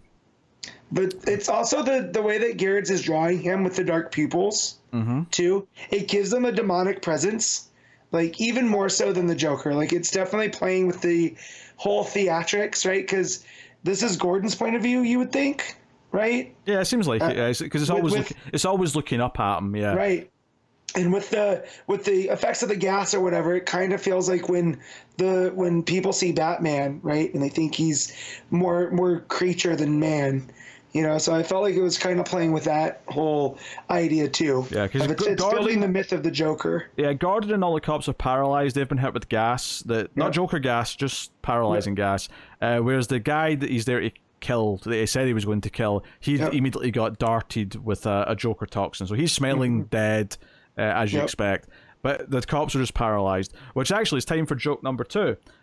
One time I neglected to open a door for a lady and she yelled at me, "Chivalry is dead." I disagreed, so I challenged her to a duel. In the end, I won the argument. Chivalry's not dead, but she is. That one's there. There's another one that I'm sure you'll get to. That one was close to my favorite. Yeah, I like that one. That one. The irony of him proving chivalry is not dead by killing a woman for saying that chivalry is dead is the sort of dark funny that gets to me. So Joker is a great full page panel looking up at him. Again, so Gordon's he's helpless. He's on the ground, and he literally describes how Joker cut out some of the eyeballs of the other cops and started juggling with them in front of him. And he tells Batman that he's going to have to do 8 funerals, all of them closed casket. Dark as shit, Yeah, it was like when, again, the Riddler by the same team, the One Bad Day Riddler, where there's just this sense of, like, what's the word I'm looking for? It's not tension, a sense of dread. Just throughout. So like when Gordon says, I have to have 8 funerals, all of them closed casket, and these are supposed to be like the best cops in Gotham, the ones that it's almost just like this one event made Gotham worse, which actually leads to like what you're saying to Batman here as well. But it's this idea that this is a type of villain that the regular infrastructure of the city, that the police force just cannot handle. This guy is beyond their capabilities. This is someone who is crazy, who has went off the deep end, who's a force of nature, and that basically he needs someone else who's broken, and that's when Batman's out the scene. But it's basically Gordon saying, "You're all we've got to fight him because we can't. He is just too much.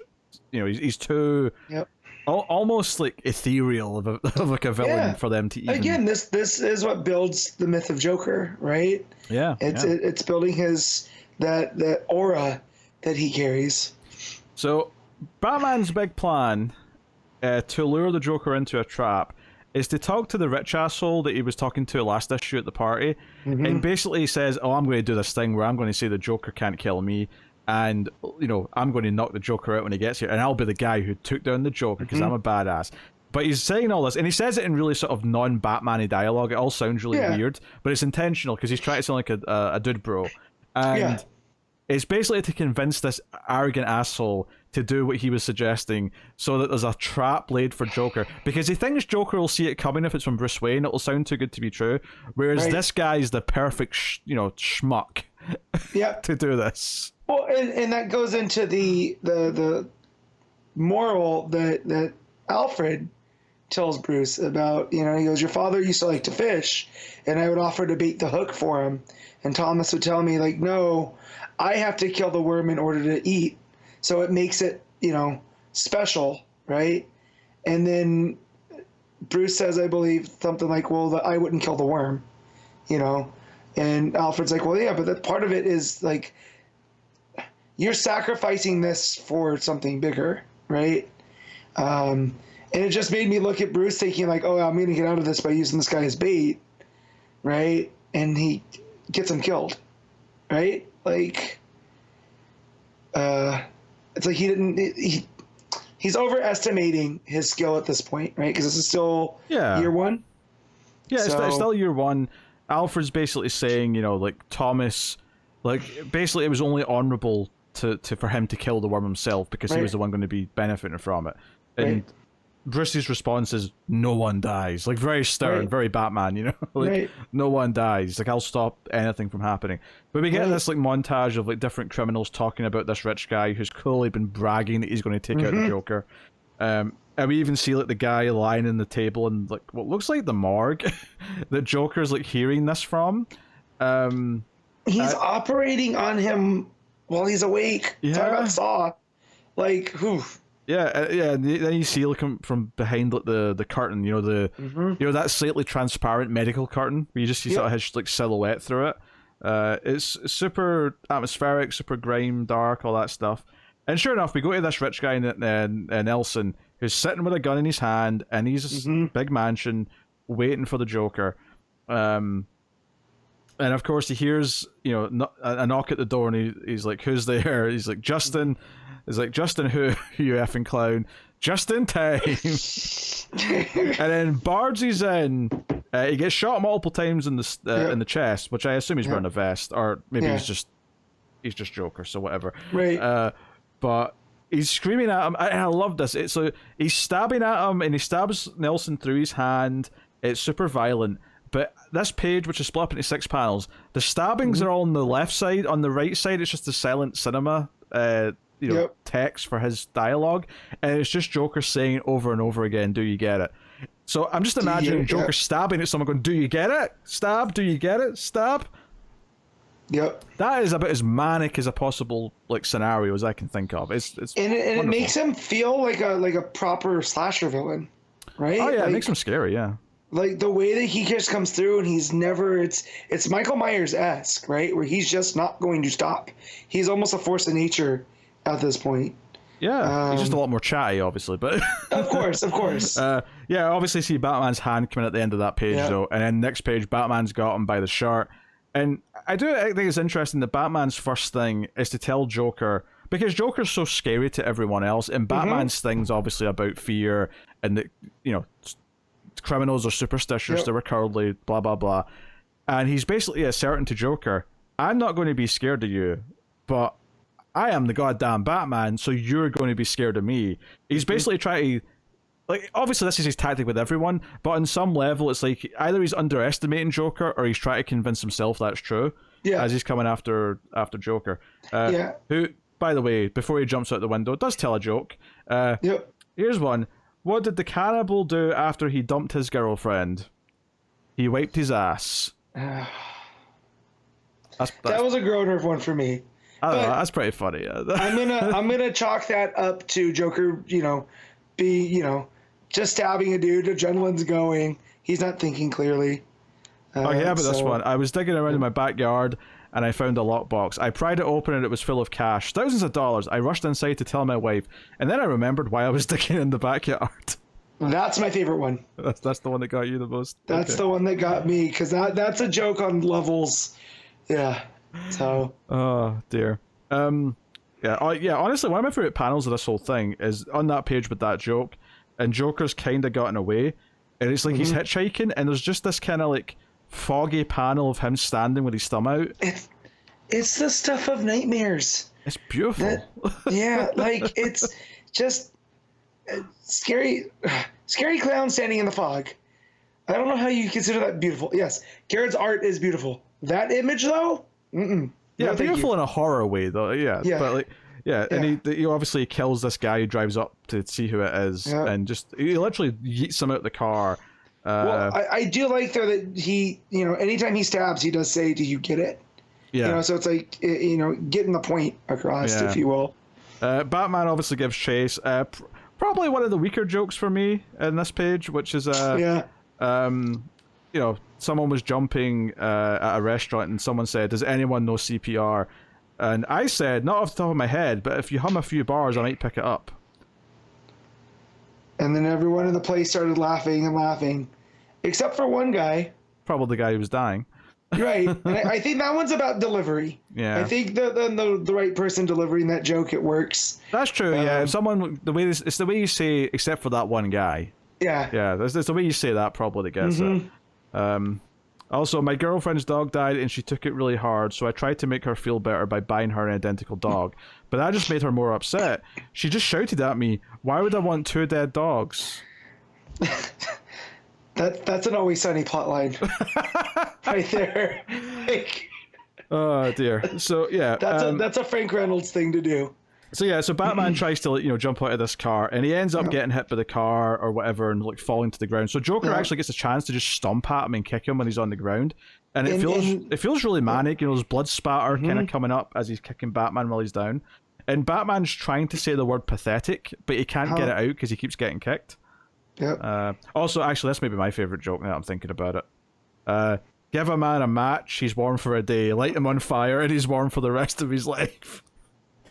I mean, that's also factually true. It's factually true. You can't deny it. Also, I don't know how much of a joke this is, but I'm sorry and I apologize mean the same thing, except at a funeral. No, I get this one. This is basically saying... No. So if you're at a funeral and you say, "I'm sorry," everyone says that. But if you're at a funeral and you say, "I apologize," that implies you killed them. I don't know if that's as much of a joke as much of it's just like one of those, philosophical... type thing. And so to me, that one also really stands out because it's as he is stomping the ever-loving piss out of Batman. Yeah.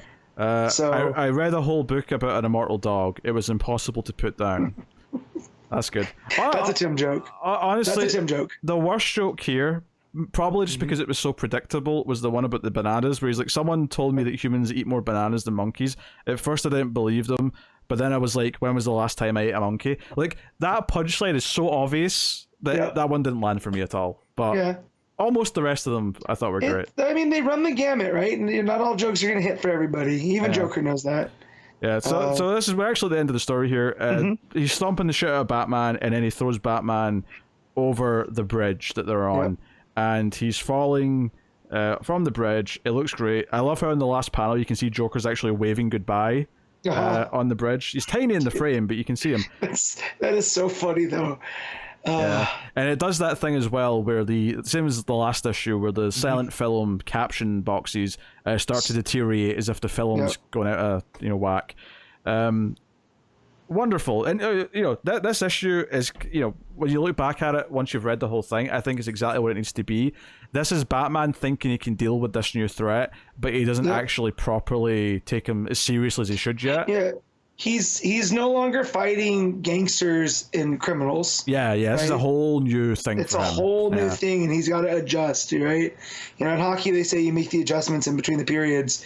Well, he's got to come in from the next one ready to go, because he's at the bottom of the river right now. It's also when you try and get pregnant in between the periods. Hey, now that's a Joker joke. That's what I was going for. Yeah. Also factually true, like the Man on Fire. It wasn't dark enough to be a proper Joker joke, True. though. I need to work in some death or something. Sure. But yeah, no, this is another just masterclass from King and Gerads. Yeah, it's wonderful. Obviously, the first chunk of it's that just horrifically horror story of the Joker coming and killing this man, despite Gordon doing his best to stop it. It's setting up that it needs someone different, like a Batman, to deal with the problem. But then Batman is too overconfident and doesn't really, understand how dangerous the Joker is yet, and that leads to his failure here. So obviously, you expect he's learned a lesson and will be bouncing back. If not next issue, then certainly over the next several. But no. I mean, as far as building up Joker as a threat and as an imposing villain. Yeah. Well, and it feels like this is a special Joker, too. This is not like a Joker we've read too many times before. Because I feel the team puts in, the wave at the end, right? Sometimes people focus too much on making Joker, dark and scary. But I feel like here, King and Gerads are really having fun with that. He's probably darker and scarier than most versions of the Joker, but with these little flourishes of but he's still got his goofy little moment at the end. So I haven't seen Terrifier, but is this what Art the Clown's kind of like? Well, he doesn't speak, but I can see the comparison. Like the gestures. There's a moment in Terrifier 2 where they're in a costume store, right? And the main character's buying a costume, and Art's in there, right? And he's just sort of sulking about in the background. And he picks up the little horn thing that you squeeze, right? And he starts walking towards the main character like this, the proper sneaky hands up in the air thing. And he gets up, and the way he slides into frame and then just slowly brings up the horn to ear level. And she knows he's there, but she's trying not to look at him. And then she just says, "Please don't."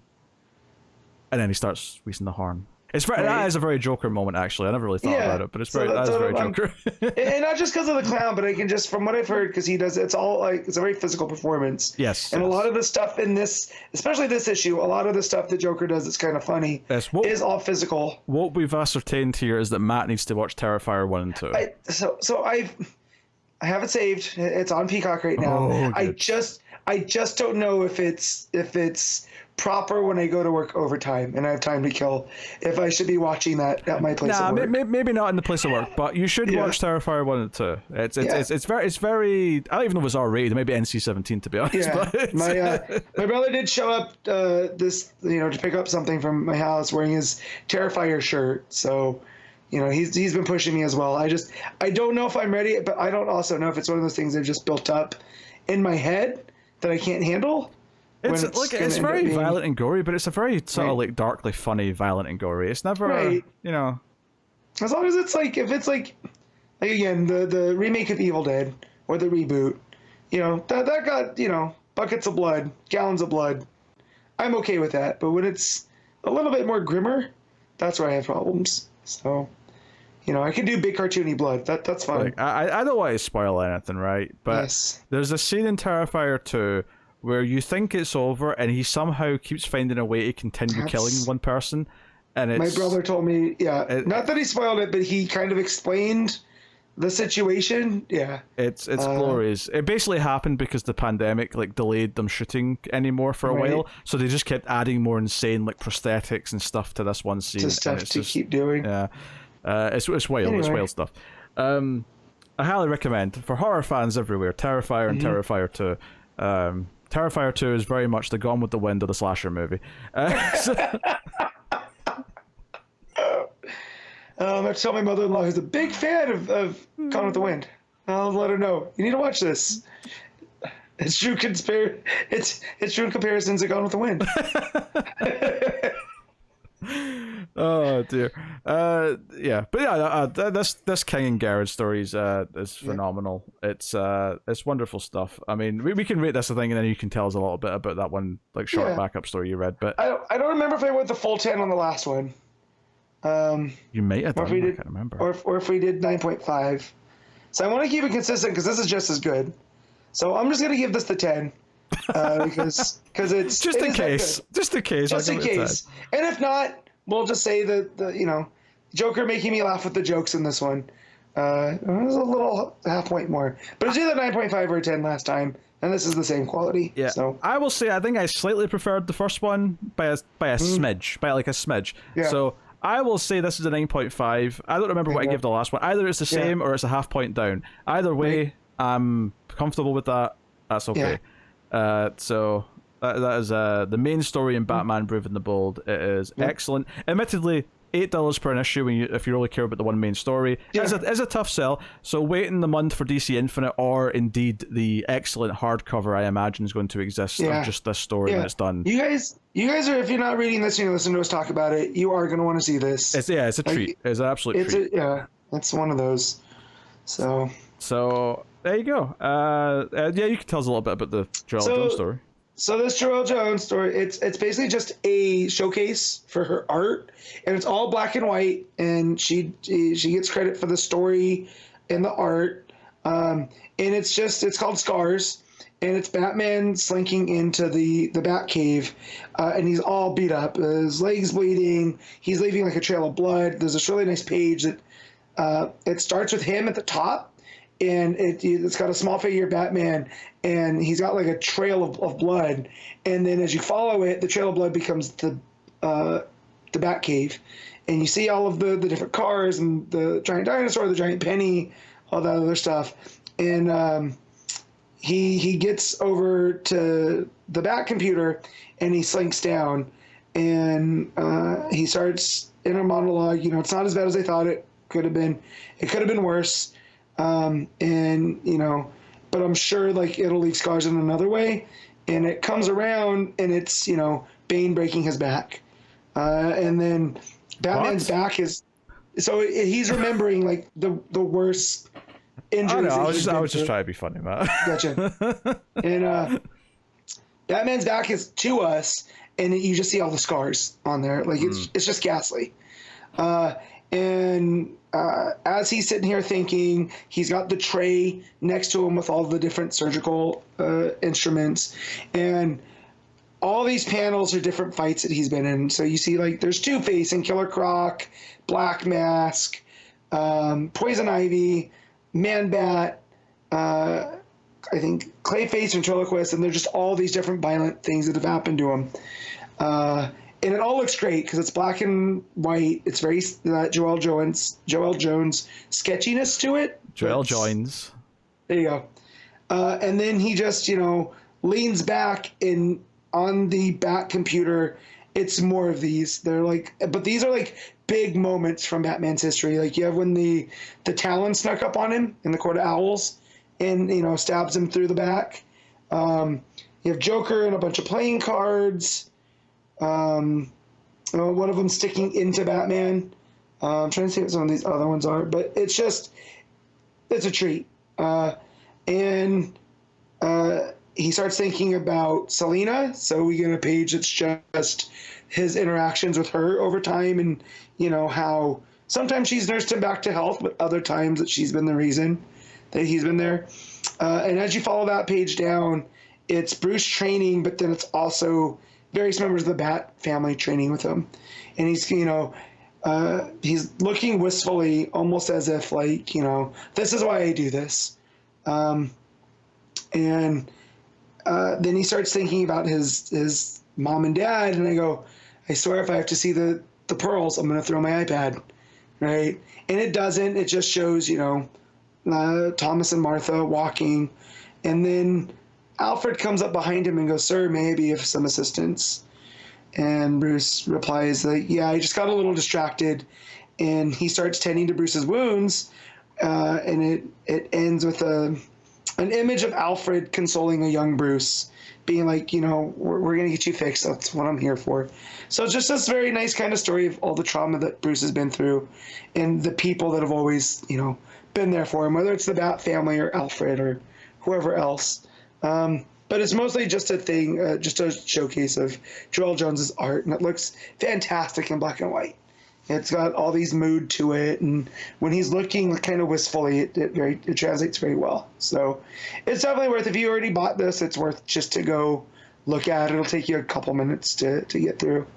But very, very strong stuff. All right, cool. Well, that'll take us on to our final book of this week, which is City Boy issue 2. Greg Pak writing with Minkyu Jung on the art. So yeah, this was a super quick read, I thought. I got through this in no time at all. So the City Boy, we get a little bit more, some flashbacks to him as a kid and some other kids picking on him. But a lot of this is, we ended last issue, because there's multiple timelines going on, but we know he's been taken by Intergang, and last issue was kind of like him sort of like reacting to his friend, the homeless guy being hurt, and we kind of pick up from when that leaves off, and this gangster dude's kind of yelling at him, wants him to, he's calling him a monster, things like that, and then eventually the guy from Intergang walks in and is like, "No, we're taking him." But we get this glimpse that City Boy can see all these previous fights, all the fights that have ever happened in this location. So we see like gangsters fighting each other from like the 40s in one corner. We see other fights in the other corner. But yeah, it's basically it's like his powers unleashing and stuff. And I have to say, I love how Mannheim looks in this. The guy from Intergang. I love the very square face, the very kind of spiky hair and the mustache. It's very 90s villain to me. What's that? And it's very Kirby. Oh yeah, I can see that. This, the art style. It's very he's very bulky and square, and it just kind of reminded me of the almost like when you see Ben Grimm before he turned into the Thing. It's very similar. Yeah. The first like half or so of the issue, which is basically like showing you the flashbacks as a kid of him getting beat up and like him getting angry, and it's like the first time he ever fought back properly in whatever, to him like unleashing more of his power in present day as he's becoming more desperate. He's like, no, I'm not letting these guys win. So it's tying into kind of his motivations going back to his past, and that he's got a history of being the underdog and stuff like that. But the final chunk though is maybe the more interesting part, where the scientist from Intergang is like, "Hey, you snuck into my lab, 5 years ago, or whatever, and got like connected with the essence of the city, and you've done nothing with it. All you do is go looking for like trinkets and stuff you can sell for money. So we're not having that." And we get this insane tease of like what the scientist and Intergang are actually doing and what they're working for. Like, so he turns on a switch, and City Boy like feels that he's on top of the city. And then he sees it burning, he sees Metropolis burning, and then he sees Darkseid standing there. And the implication I was getting from this is that they're doing something to help Darkseid, like, invade or destroy Earth or something. Was that? Yeah. So what I'm getting is, right, so Intergang usually has a tie to Darkseid, right? They use Apocalypton, or I guess that's how you say it, tech to, to make life hell for Superman. Apocalypton, I don't know where you'd say it. Apocalyptian, maybe? I don't know. Tech, right? And so what it seems like is that they were doing is they were trying to, whatever technology this is from the fourth world, it's almost like, how there's the big pits in Apocalypse? It almost is like that they're trying to turn all the major cities into those. And then through that, they would have this one person that will be able to facilitate that. That's how I took it, is that was originally what this tech was for, and it just took to him. So, that Darkseid tease, though, when he shows up and it's just the boom, I was like, oh man, this is getting there. This took an interesting turn. Yeah, I think this sort of opened up the scope of what it was, because we were all kind of like, oh shit, Intergang's involved? That came out of nowhere in the last issue. And then this issue, it's like, oh shit, now we have this like apocalyptic vision of the future, no pun intended. Yeah. They want to use him for, and they're like literally torturing his friend as well, who's also strapped to a chair and being electrocuted. So again, it's like they're kind of almost goading him to like unleash his power. And sure enough, what does he do? He ends up like forming a dragon made of concrete out of the city. Yep. It's like a steel stone dragon. It's just it's the spirit of Metropolis is what I'm gonna say. So yeah. Yeah. Which obviously starts wrecking stuff. Causes a big ruckus, and they're in Metropolis, so I was thinking surely Superman's going to notice this at some point. And sure enough, the end of the issue is, you know, he's like fighting back against the intergang soldiers. He's going all wrath on them, and he says, "This is my city now." And then the red streak comes in and crushes the head of the dragon, and the final page is Superman saying, "I think this is our city," or "I like to think this is our city." So I presume City Boy is going to get some Superman lessons next issue about, being good and empathy and stuff. Let's not fold all the glass and steel into a dragon, all right? Like, you got to be a bit more responsible. Well, I think it's interesting because City Boy clearly is this character who's been hard done by and has been living rough his entire life. He's had a lot of unfortunate circumstances.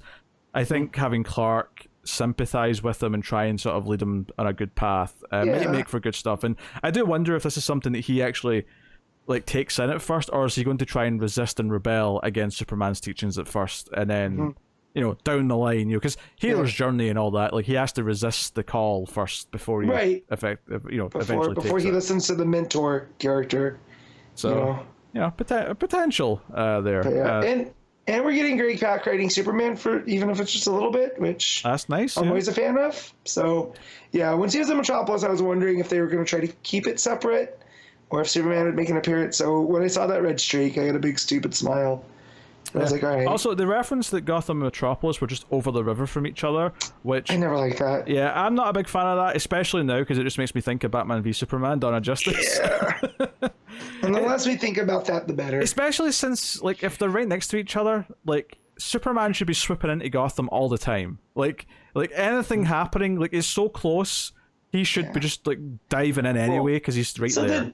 So then you're telling me that Metropolis is on the other side of the bay of Gotham, and then on the other side of Gotham is Bloodhaven. So you have three of the major cities in the DC universe are all within that close of each other. I mean, that's basically Marvel's New York, you know? Well, I've always thought of Bloodhaven as New Jersey to Gotham's New York. That's how I've always seen them. Right. And then, and then you have Metropolis as something unnamed, because as it was originally written, it was almost like Metropolis was New York during the day and Gotham's New York at night. Yeah, I think, and that's how they played it. So yeah, I think in my head, I've always thought of what Metropolis is more Washington DC, I guess, just because it made more sense in my head to me that it was more a stand-in for that. Yeah. Even though they used New York in the movies to stand in for it, because Right. Well, and I think traditionally Gotham is in New Jersey, so.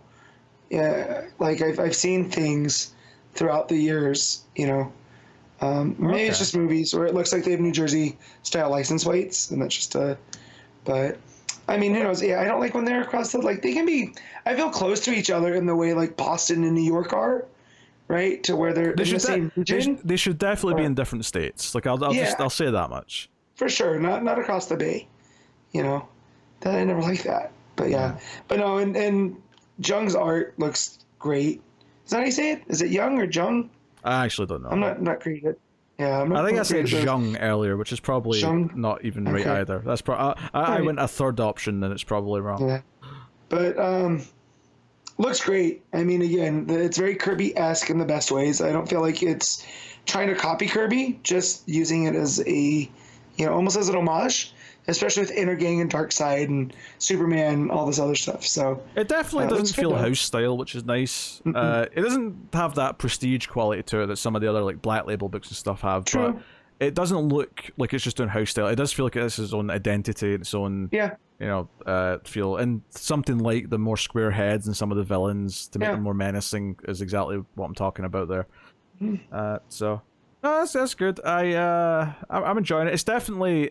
it's not the Vigil, right? The Vigil's my winner standout of this line for sure. But City Boy is a solid read, and I'm enjoying seeing where it's going.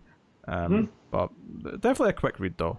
Maybe that's just because the first half or so of this issue was mostly that fight scene with the small flashbacks to him fighting as a kid.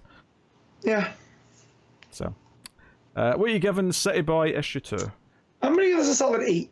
I really enjoyed it. Yeah, I think I'll go a smidge lower at 7.5, but certainly not by much.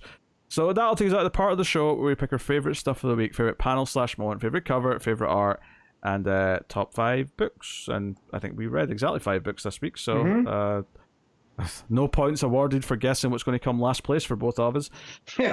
So panel/moment of the week, Matt, what you got?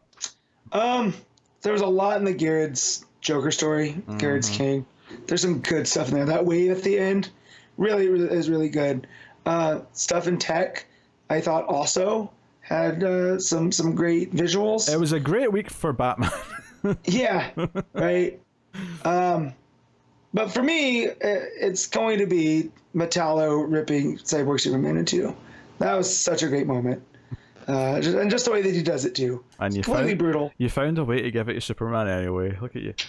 No, I am probably going to go with Brave and the Bold. I think there's so many to pick from. I think I'm going to go with Joker coming through the door, just swinging the knife left to right, like willy-nilly. It's just such a manic entrance that just, again, feels a little bit different to all the other Joker moments we've had in this book. Yeah. And it's been full of them so far. So I am going to go with that. Cover of the week. Obviously, there's not. I mean, there's a decent amount of books, but there's not a ton of books. Detective's cover is very nice. I also really like the Derek Chu variant for Brave and the Bold, which is Batman fighting like Joker goons and clown masks. It's just one of those wonderful painted looking covers. Yeah. My pick though is the same that it's been almost every time there's been an action issue recently, which is the regular Action Comics cover, because I've been digging those so much. You've got the very old school, very shaded face of Superman on one side, and then you've got like the cyberpunk, techno horror of Metallo on the other side. It's such a cyberpunk cover. I love it. So that's my pick. What you got? So I want to shout out Green Arrow for one thing, and that's the 1 in 25 Izaakse cardstock variant. Is this the one with them kissing? Yeah, I just think it's a real nice image. It's almost got like a watercolor kind of vibe to it. So that was real nice. And then for tech, I also want to shout out, there's a Mike Perkins that's got Barbados and Batman on a purple background, but when you look at the purple background, it's all of the Orgum henchmen. It's a real nice cover. I like that a lot. Cool. But mine is going to be from Action as well, but in a bit of self-parody. I gotta look up who the artist is. It is going to be the David Talaski variant, which has got Superman with tractor wheels and an axle, lifting it over his head like he's doing, overhead press. I just think it's a great image of Superman. So, looks great. Cool. All right. Art of the week. I mean, is there any other answer? Not really. I mean, I like the Action Comics art. Yeah, me too. I enjoyed City Boy well enough, but it's Mitch Gerads. Yeah, it's goes without saying. Yeah. That really, everything doing with the 9-panel grid on top of it too. It just, man, these guys are finding new ways to impress me. All right, rank your books, Matt. Go. All right, so 1 will be Brave and the Bold, 2 will be Detective, 3 will be Action, 4 City Boy, and 5 Green Arrow. Yeah, 1 Brave and the Bold, 2 Detective, 3 Action, 4 City Boy, 5 Green Arrow. Look at how that works. Exact same. There we go. I will now tell you what's coming next week from DC Comics. So here we go. We have Adventures of Superman John Kent, issue 5. So there's one ongoing regular book. Well, it's a mini, but you know what I mean. It was already happening. Right. But we also have Night Terror's Batman issue 1, Night Terror's First Blood issue 1, Night Terror's Poison Ivy issue 1, Night Terror's The Joker issue 1, Peacemaker Tries Hard issue 3, Steelworks issue 2, Night Terror's Ravager issue 1, and Night Terror's Black Adam issue 1. So What's interesting about that is the main story not starting next week. Oh no, First Blood, I guess. First Blood, but I feel like that's like when they would do the Alpha and Omegas. I guess so, yeah. Yeah. Because that's Williamson writing that, so I guess that's the important one next week. But yeah.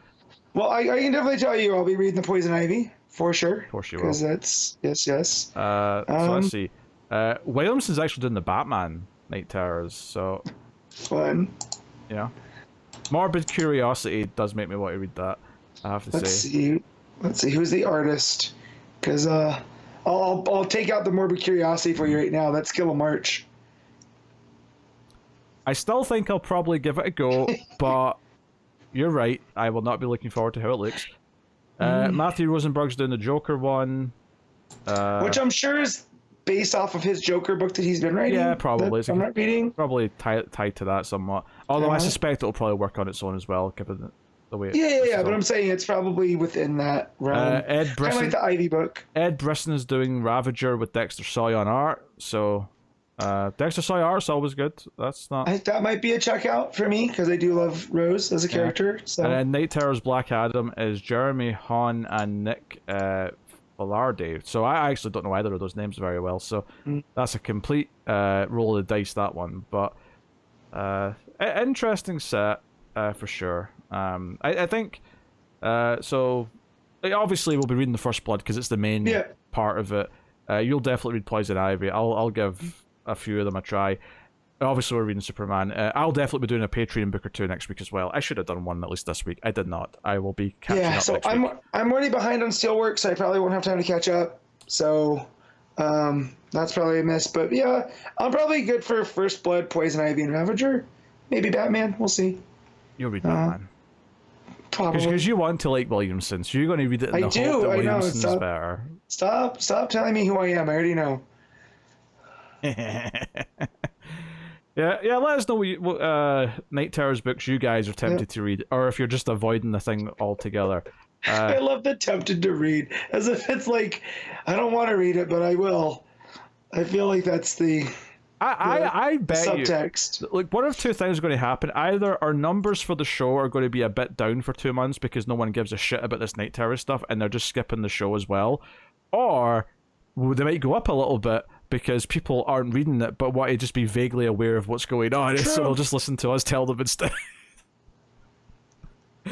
One of those two things is probably going to happen, and I guess we'll find out.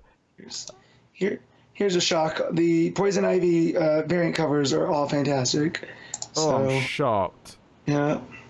I'm absolutely shocked. Oh, there's one that's really nice, actually. When's that? Yeah. The Dustin Wynn Midnight card stock variant. That one's quite good.